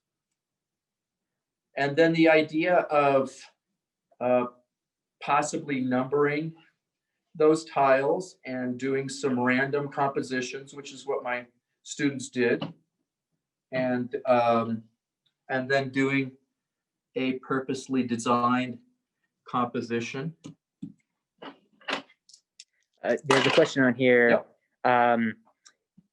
asking if you could talk about the inspiration behind the house sculpture downstairs with the bullet strafing across the back. Just if you can talk about the background for that piece. Okay. Yeah. Yep. Now, All right. Professor role, artist role. Yep. Artist role, yeah. So the larger pieces started the whole series, House of My Brother, House of My Sister. And it was when there was an onslaught of refugees that were coming out of Africa, coming out of Northern Africa, Syria, any of the countries that were having a mass exodus because of wars, because they were being forced out. And of course, we're all watching this on television, and I'm horrified at it. And I'm looking at the idea of the loss of home, the loss of place, the loss of sanctuary, religious sites that are being bombed or destroyed. When the Taliban started destroying the Buddhist statues in Afghanistan, when they were blowing those up, and just what that must do to your psyche. I mean, just how horrible. So those pieces, the larger pieces, are in a response to that. And so that particular piece, the largest one with the strafing on it, is the idea that you're seeing a house from one side. On the other side, it's more like a brick wall where possibly people have been put up against that wall and shot, or whether it's just holes that are left there from the war. And then it's been whitewashed over. And then also underneath the whitewash, it says no human is an alien. And so that idea that, you know, all of the pushback from all of these refugees and what we've been going through, you know, for the last 4 years on our own borders becomes, you know, just powerfully painful and powerfully urgent to speak to and speak about. So those particular buildings, I was looking at architecture from different areas of the world, and then all of them actually have big bullet holes in them. And so in some ways you come to them being a little bit seduced by their kind of playfulness of them being architectural, out of clay, soft, colorful in some areas and stuff. But then once you start getting up closer, there's some rather disturbing drawings on some of them. There's bullet holes in them. And so that was what inspired me to start making those. The smaller ones, I started making only in the last year. And it was interesting using the same iconography, buildings, houses, homes, and thinking in the same way. That now it has to do with COVID. It has to do with Black Lives Matter, police brutality, the economy, and how homes are just being blown apart. It's as if they're being blown apart from the inside out. The idea of house of my brother, house of my sister, that's how I feel about the people that are losing their homes. They're my brothers, they're my sisters. And it has a little bit of a Judaic feel to that title. But it also, to me, has this sense of familial. It has a familial sense, family, in a broader, larger sense. Taking care of each other. Yeah. So, yeah. That's great, Brian. Yeah. I think that's time, Okay. but Let me just. yeah. Okay. So, at the very end, you're going to get a random, at least one random, and at least one design composition. This one is finished. There's that little bit that needs to be cut off at the end, and then you can have the conversation about which do you prefer? Do you prefer the random, or do you prefer the composed? And why? Why do you have that? So that's kind of a nice follow-up in the conversation with students. Thanks for having me. Hope that wasn't too crazy, and glad y'all made it. Thanks, Brian. Thank you so much, Brian. It was just the right amount of crazy that we could get super creative with it. I love that, especially for middle schoolers, as a lot of you pointed out, because they're so used to creating images in a grid system with Instagram, but this is a way to be a little more intellectual with it and kind of play with the textures of aesthetics. So thank you. And thank you, Paul, for your question on his piece downstairs in Material Issues, The House of My Brother, House of My Sister. I'm really glad that we could hear Brian's insight to that piece. It's really powerful, and once we can have field trips again, hopefully we'll be able to welcome a lot of your students to see it in person. So we are going to have a shortened break so that we have time for our final artist, Horacio Rodriguez, and you definitely don't want to log off yet. He's going to bring us home with a really exciting project. Our final artist is Horacio Rodriguez. Remember, his piece was that figure in the steel cage, 545. Horacio is also a ceramicist and a professor, and we're so grateful to have him. Thanks, Horacio. Hi, how's it going, everybody? Can you hear me okay? Awesome. All right. Thank you, UMOCA, and thank you, Springville. I'm glad to be here and share some ceramic knowledge with you guys. It was nice to see Brian again. I actually came to Utah in 2016. I got a fellowship at the U, and I taught there for 3 years with Brian. So it's good to see him again and see his work. I have pre-recorded my demo. I did it in my studio today, so that way I can play the demo for you and also, I guess, answer questions pretty easily as it's playing if any questions come up. The demo that I did is particular to ceramics teachers per se. I wasn't sure who the audience would be, so I hope I don't lose any of you guys with it.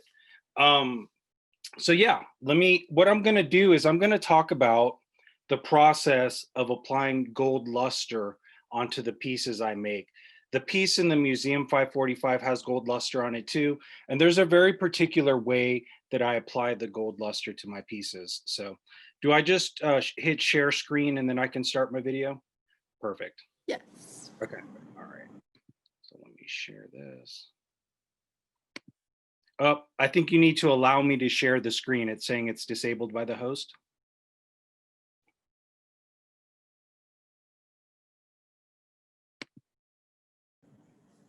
Try Okay. it now. Yeah, there we go. All right, let me go ahead and pull up the video.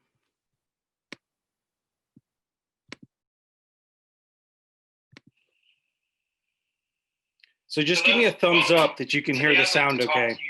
About my process of vinyl resist or stencils that I use on my pistols to apply the gold luster to my pieces.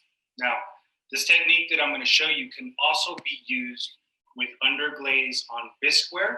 It would work the same way. This is just the way that I use this process. So I have a few pieces here today that are in a couple of different states of being finished. This is a finished piece. It's covered with the flower decals, and I use the vinyl resist technique here to do the lettering. This is a piece that I'm currently working on, and I've already done the vinyl resist process, and you can see that the gold luster has been fired, and it's nice and bright and shiny. So I'm going to show you today how to get the gold luster designs on your pieces. And then here is a piece that I will be working on today. What you need is a piece that has already been fired and already been glazed. Gold luster is an overglaze, which is meant to go on top of the glaze. So it'll normally be the last firing you do. And I fired these to cone 018, which is roughly about 1300 degrees. So let's talk a little bit about what supplies you need to do this process. Okay, first of all, you need a vinyl cutter. And I'm not going to go into the process of cutting vinyl. That's a whole separate thing. But there are lots of videos that you can find in resources on YouTube that talk about vinyl cutters and how to do vinyl cuts. So the brand of vinyl cutter that I use is a US cutter. But I know that at, for example, Michael's, they sell a brand called Cricut, and I believe those work really well. So basically, you need a machine, or you need somebody who will print this vinyl for you. The machines are relatively inexpensive. You can get one for about $200 to $250. Okay, so here are a couple of sheets of vinyl that I have already cut out. Here's the piece I'm going to be using today. So that's the first thing you need is vinyl. You're also going to need what's called transfer tape. And this is the transfer tape, and this will allow you to transfer your vinyl to the piece that you're working on. And it's especially important if you're doing any lettering or any pieces that have what I would call an island here in the middle, because it helps hold everything in place as you do the transfer. Okay, transfer tape. And then I have basically the tools that I need to cut and weed the vinyl. So I have some scissors, I have an X-Acto knife, I have these tools that I picked up, and I believe they are for doing manicures, but they have this nice pointy tool that I like to use to help weed the vinyl. And then sometimes I'll use this wooden skewer if I want to pull out a little delicate part from the vinyl and not mess it up too much. The edge on this is kind of dull. So that's what you need basically to weed your vinyl. And then I have my gold luster, and the brand that I use is the Duncan Premium Gold. And it's about $35 for 2 grams. I also have a brush that is solely used for lusters. I have a cup, and then I have some rubbing alcohol that I use to clean up the pieces with as I'm working on it. Okay, so let's go ahead and get started. The first thing that I'm going to do is cut the vinyl from my sheet, which I've done here. You can see, I don't know how well you can see, but I'll hold this up. You can see that these are pre-cut, all right? So I have my piece here, and I'm gonna go ahead and weed it now.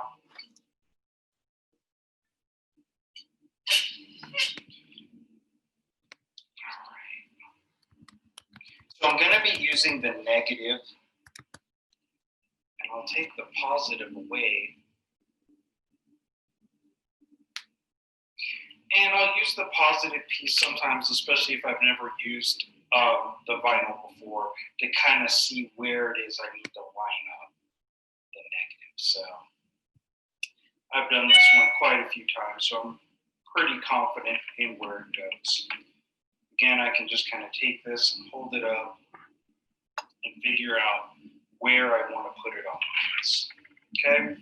The next step, I'm going to cut a piece of transfer tape that is roughly the same size.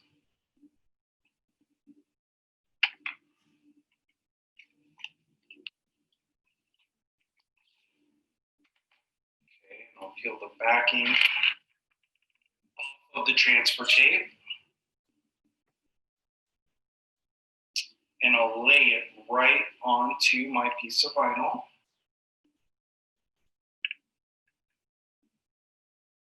Make sure it adheres really well.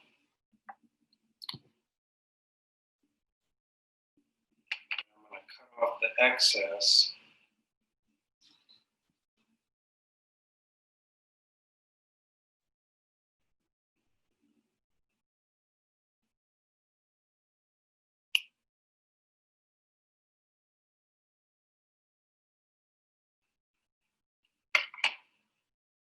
All right, so one more little piece. Let's get this piece cut off. There we go. All right, so I'm going to make sure that this is really adhered well and that the vinyl will release onto the transfer tape when I take the backing of the vinyl off. So let's go ahead and do a little peel here and see. Yep, looks good. I'm going to carefully take this off. So now I have my vinyl and the transfer tape is holding everything in place. I'm going to come down onto my piece, kind of figure out where I want this. If you're careful, you can kind of move it around, but sometimes you really just have one shot to get it right. So I want to make sure everything's lined up. It looks good. I'm happy with it. And then I'm going to press it down and I'm going to smooth it out just like that. Make sure it sticks really well. I'm going to kind of lift a little tab over here of the transfer tape, and I'm going to, whoops, it's not quite adhered yet.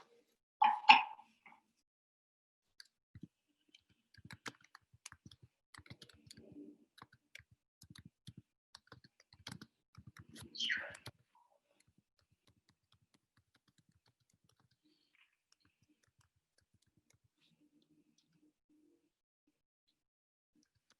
So I've got to carefully separate the vinyl from the transfer tape. And of course, on the day that I'm doing a demo, it's going to be difficult. That's just how it goes. Let's try this one.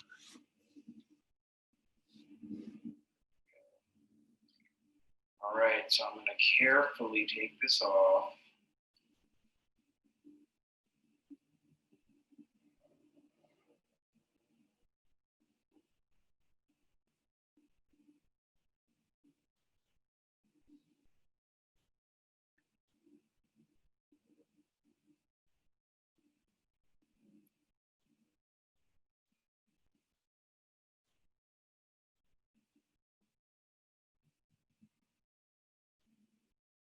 All right, this was a difficult one. So now I'm going to make sure that the vinyl is laying down and that there are no edges of where the gold luster could leak into.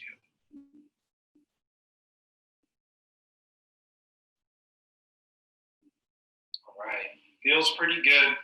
Sometimes I take the back of the transfer tape, the part that's not sticky, and I'll lay it on top of the design and just kind of smooth it out and make sure that it's really well attached, just like that.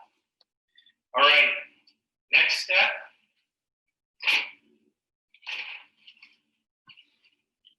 Next step, I will take some of the alcohol and I'm gonna clean where I'm gonna be putting the luster. That way I know I have a surface that's free of dust and oils.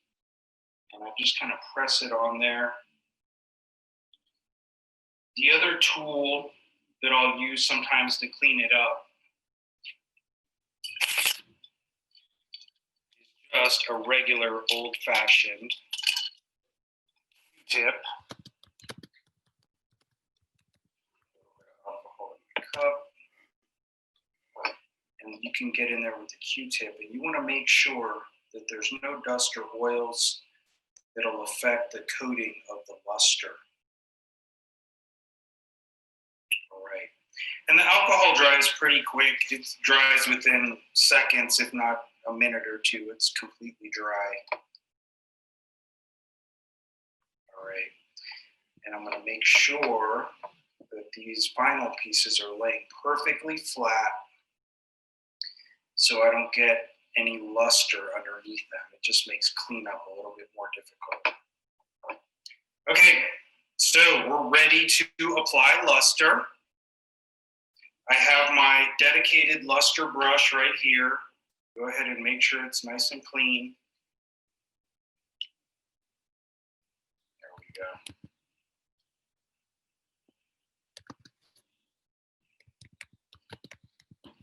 Looks pretty good.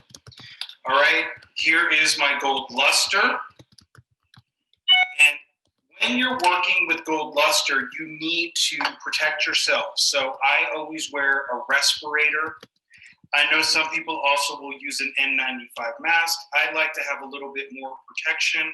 So I normally use a respirator, and I do this in a well-ventilated area. So I'm gonna go ahead and put on my respirator. So I'm gonna sound probably now a little muffled. That's okay. So it's time to apply the luster.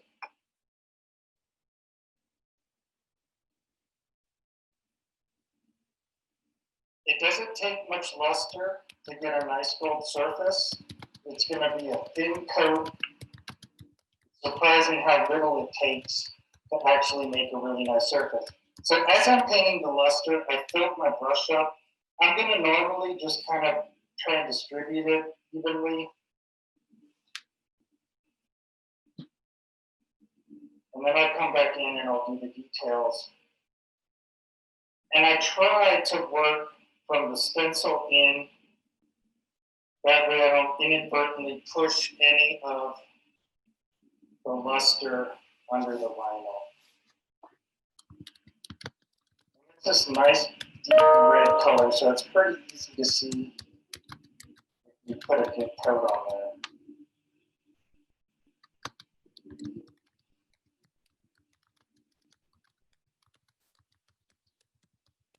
And as you guys can see, a little bit goes a long way.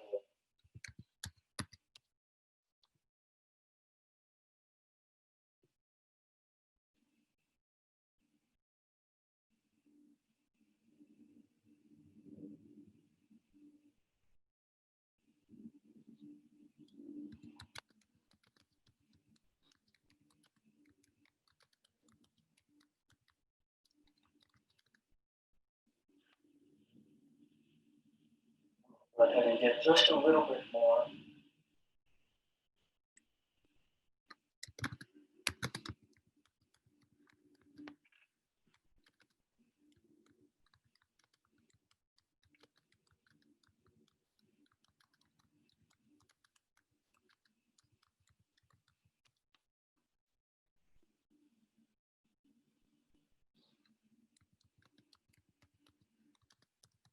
If you get any of the luster on the outside of the vinyl, that's okay. You're just going to use the alcohol and the Q-tip to clean it up.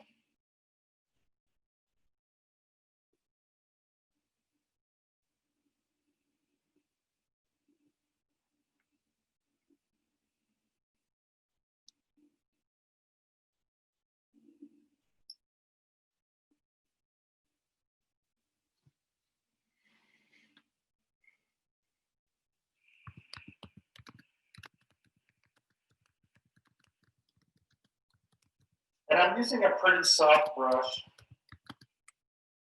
I'm just laying down that luster.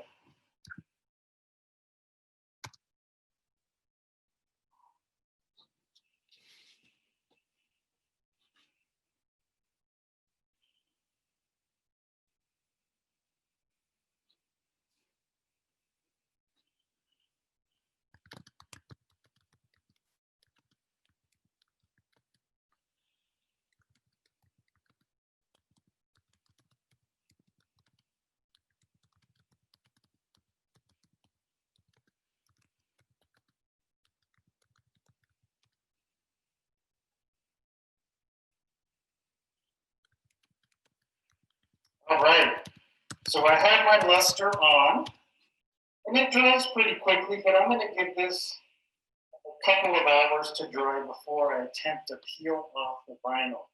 So I will be back in just a few, and we will peel off the vinyl, and I will talk about how to clean up any stray marks that you have and how to fire these pieces. Oh, that sounds better. Okay, so go ahead and close this up. Okay, can you guys hear me? Yes? I have the second part where I take the vinyl off and I clean it up. It's much shorter. It's just a couple of minutes long. So let me go ahead and play the second part, and then I'm happy to answer any questions that anybody has. So let me just pull that one up real quick. Hi, welcome back. So I let my pistol and vinyl dry now for a couple of hours, and the gold luster is completely dry. So now I am ready to remove my stencil and clean up any little of the gold luster. So I'm going to use my X-Acto knife to carefully peel the vinyl. This is the most time-consuming part of the process. I want to be really careful that I do not disturb the gold luster or accidentally put fingerprints on it.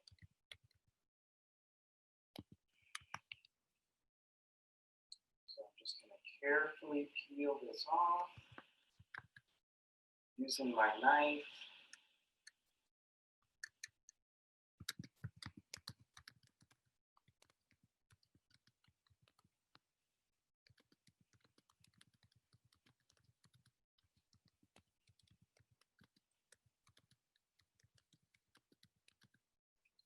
Pretty well.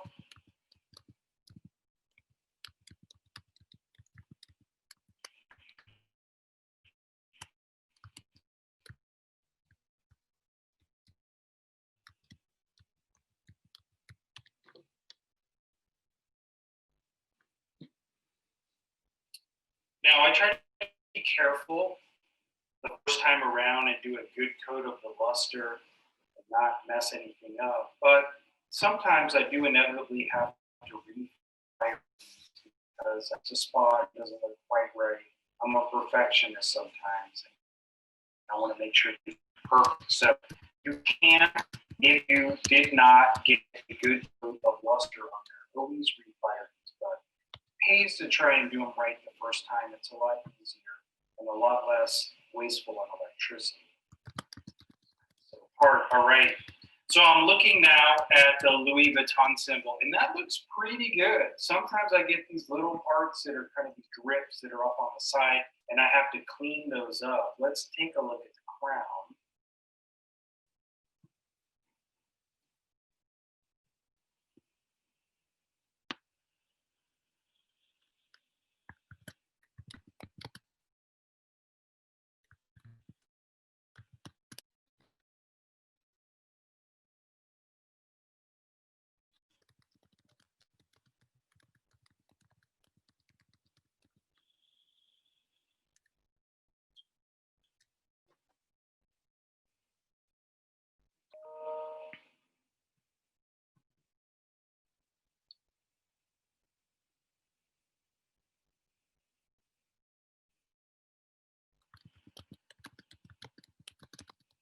All right, things are looking pretty good. Carefully get this middle piece out.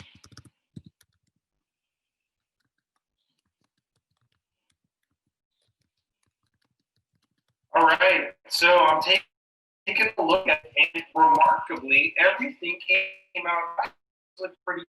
So let's say though that you did have some gold luster where it doesn't need to be.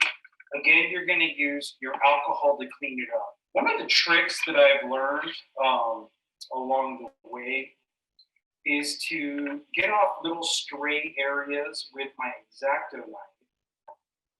So I can use my X-Acto knife, I'll put it in the alcohol, and then I can come back if there's a little piece here, and I can just kind of like scratch it off. So now that I'm looking at the gun, I see there's a little bit of run over here.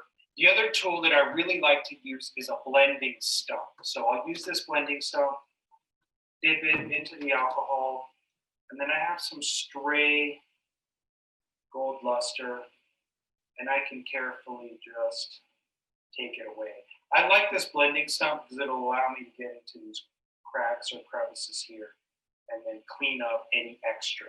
The other tool that I sometimes use is just a normal Q-tip, and I can come with the Q-tip and also clean up any stray gold luster that runs. Okay, so once this is cleaned up, it's allowed to dry, it's time to fire this piece in the kiln.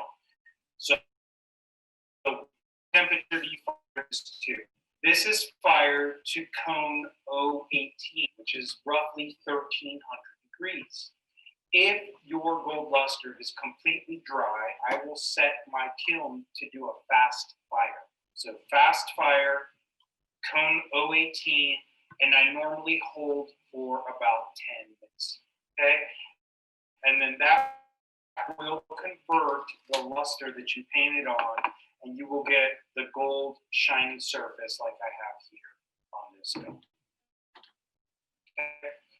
The last process I normally do on these pistols is I add the vintage flower decals, which I order from England. So that would be the last step.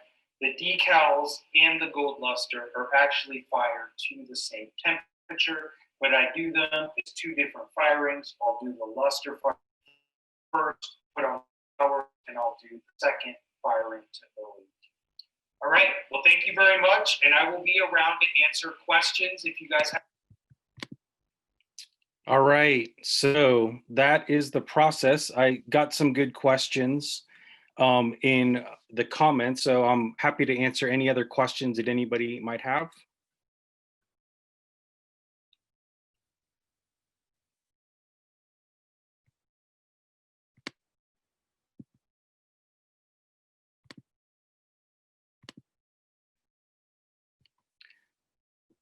All right, well, should I hand it back to you? Oh, I see some questions. So about the star, the star was kind of representative of America. It was just a kind of a star that I took from the flag, and it's just kind of a dripping star, just this kind of dripping American dream there on the back of the piece, written on the back. So I can talk a little bit more about the 545 piece. The piece that you see in there, it's a really interesting story. When I was at the U, I got access to the UMFA's pre-Columbian collection, and they let me in. And the piece that is in the cage was actually 3D scanned. So this is a piece from a shaft tomb in Western Mexico that's approximately 1,000 years old. So they let me into their collection. I 3D the piece. I 3D printed it, and then I made a traditional ceramic mold, and I cast the piece with slip, and that was the basis for this piece. And the piece is from a family group. So there was a mother, a father, and a child figure, and I kind of took the child figure to represent the kids that were put in cages. I kind of took the pre-Columbian figure and gave it this modern context. And I see my sculptures kind of as canvases so I can tell stories. So a lot of the times we use the same slip cast piece over and over, each time adding different surface techniques to it or different text or whatever it is that I want to talk about normally. So that's kind of how I view the slip cast object. The guns that you're seeing are a piece that is very commercially viable to sell. The Kids in the Cages is not a commercially viable piece to sell. Nobody really wants to buy that for their house. It's more of a gallery or museum piece. But the galleries, the guns I sell, I'm represented by a gallery in Park City called Gallery Mar, and she sells quite a few of these pistols up in Park City. But the techniques are similar, the gold luster, the flowers, on my commercial work, as well as the work I do for the museum. What kind of projects do you do with students using the gold luster? I'm guessing you don't do the guns in school. No, I do not do the guns in school. So for example, we do this project in Ceramics 2 called Just Desserts. It's one of the first projects we do where the kids will recreate one of their favorite desserts. So I let them use the gold luster to kind of add accents to their pieces. I had a student who made a life-size clarinet, and she used a silver luster to do all the keys with. So I show them the different techniques, and then if they can make them work for their project, I'm happy to guide them and help them do that. The gold luster is not something I do with tons and tons of students. My Ceramic 2 classes normally have about 15 students in them, and maybe in a semester 3 or 4 students will be interested enough to do the gold luster. So it's one of the processes that I teach. Like I said earlier, you can use this same process with underglaze on bisque square, and then you can use it for any age group. It's really easy to do with students.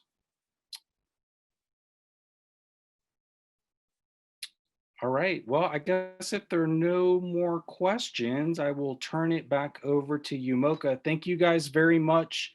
I put my email on the chat. If you guys have any questions, I'm totally willing to share my knowledge and help you guys out. So please reach out if you have any questions.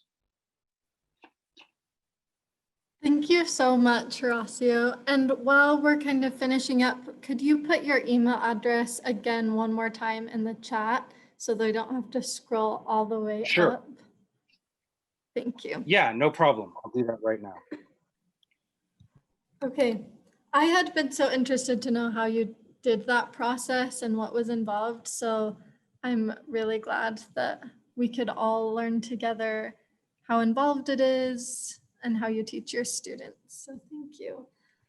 Okay, the evening is almost over, which is sad, but as a reminder, the museum will be reopening along with other arts and culture county buildings in Salt Lake, February 28th. So our first business day after that is March 3rd.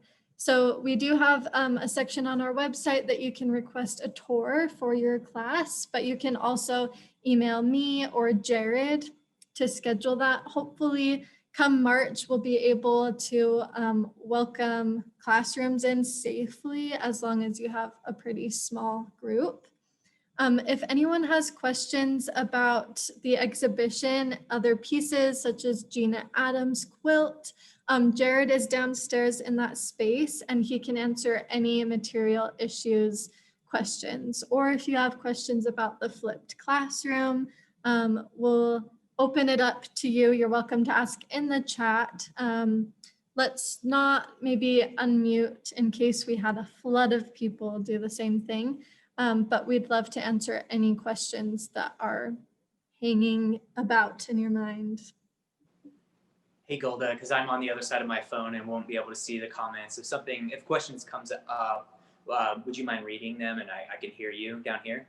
Of course. Cool, So thank our you. first one is from Erin, and she says, with the field trips, will you still offer the hands-on activities in conjunction with that visit? That's a good question. I don't know if we've sort of made it that far. Golda, have you thought about that just yet? So the most recent tour I did was with a very small group of students. There were only 4 students and there was a hands-on approach with clay.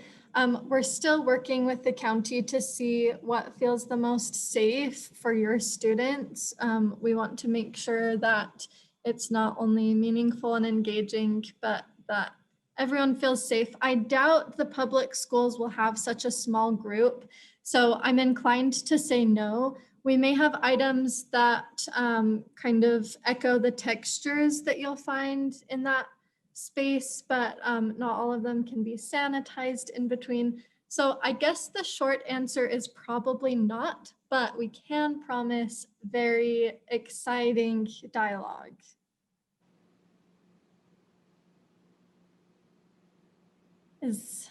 Yes. Okay. Any other questions?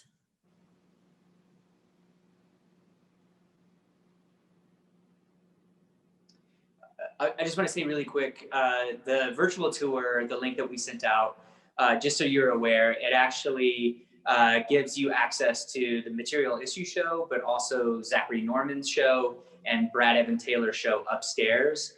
If you click on the link and you go and look at the tour, in the bottom left-hand corner, there's almost something that looks like stairs, and it has a 1, or if you click it, a 2, and that sort of is which floor that you're looking at, and the software will take you directly to Brad's show if you click on 2, and if you click on 1, it'll bring you to the main gallery exhibitions, and the Zachary Norman's show is in the airspace, and so you just have to sort of through the tour make your way back to the corner where the exhibition is.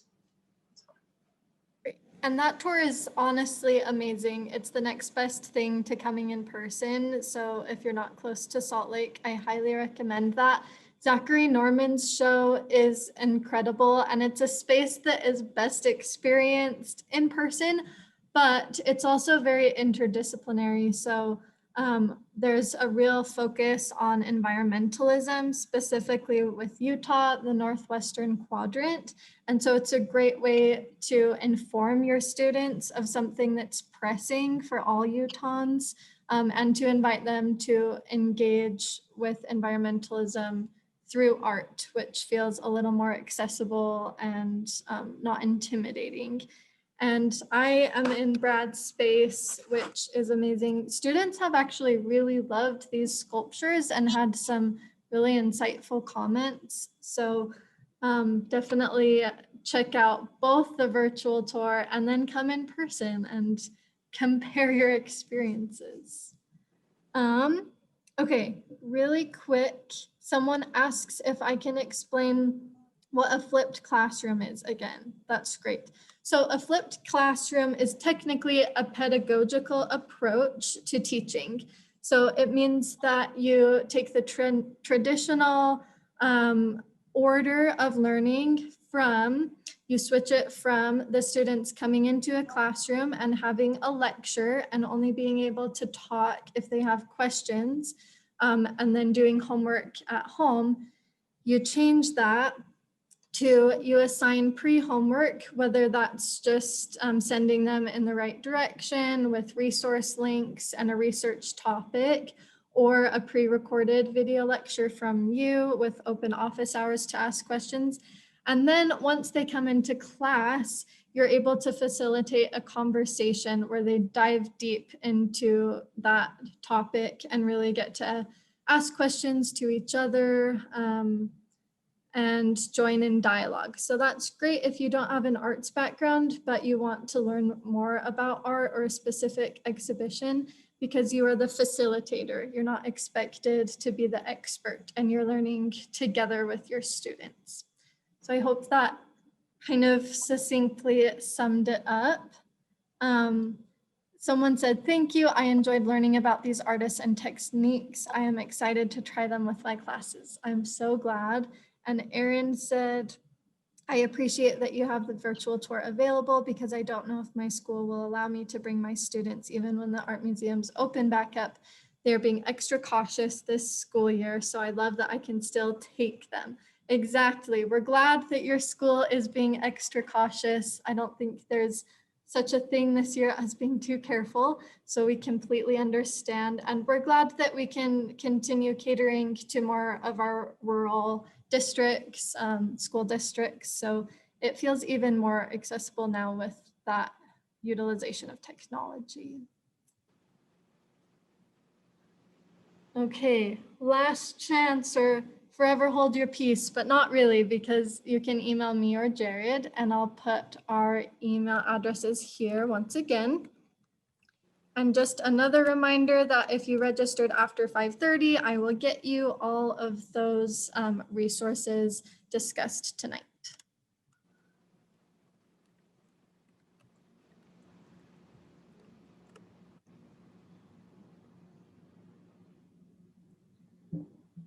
We will smile awkwardly for a little bit longer.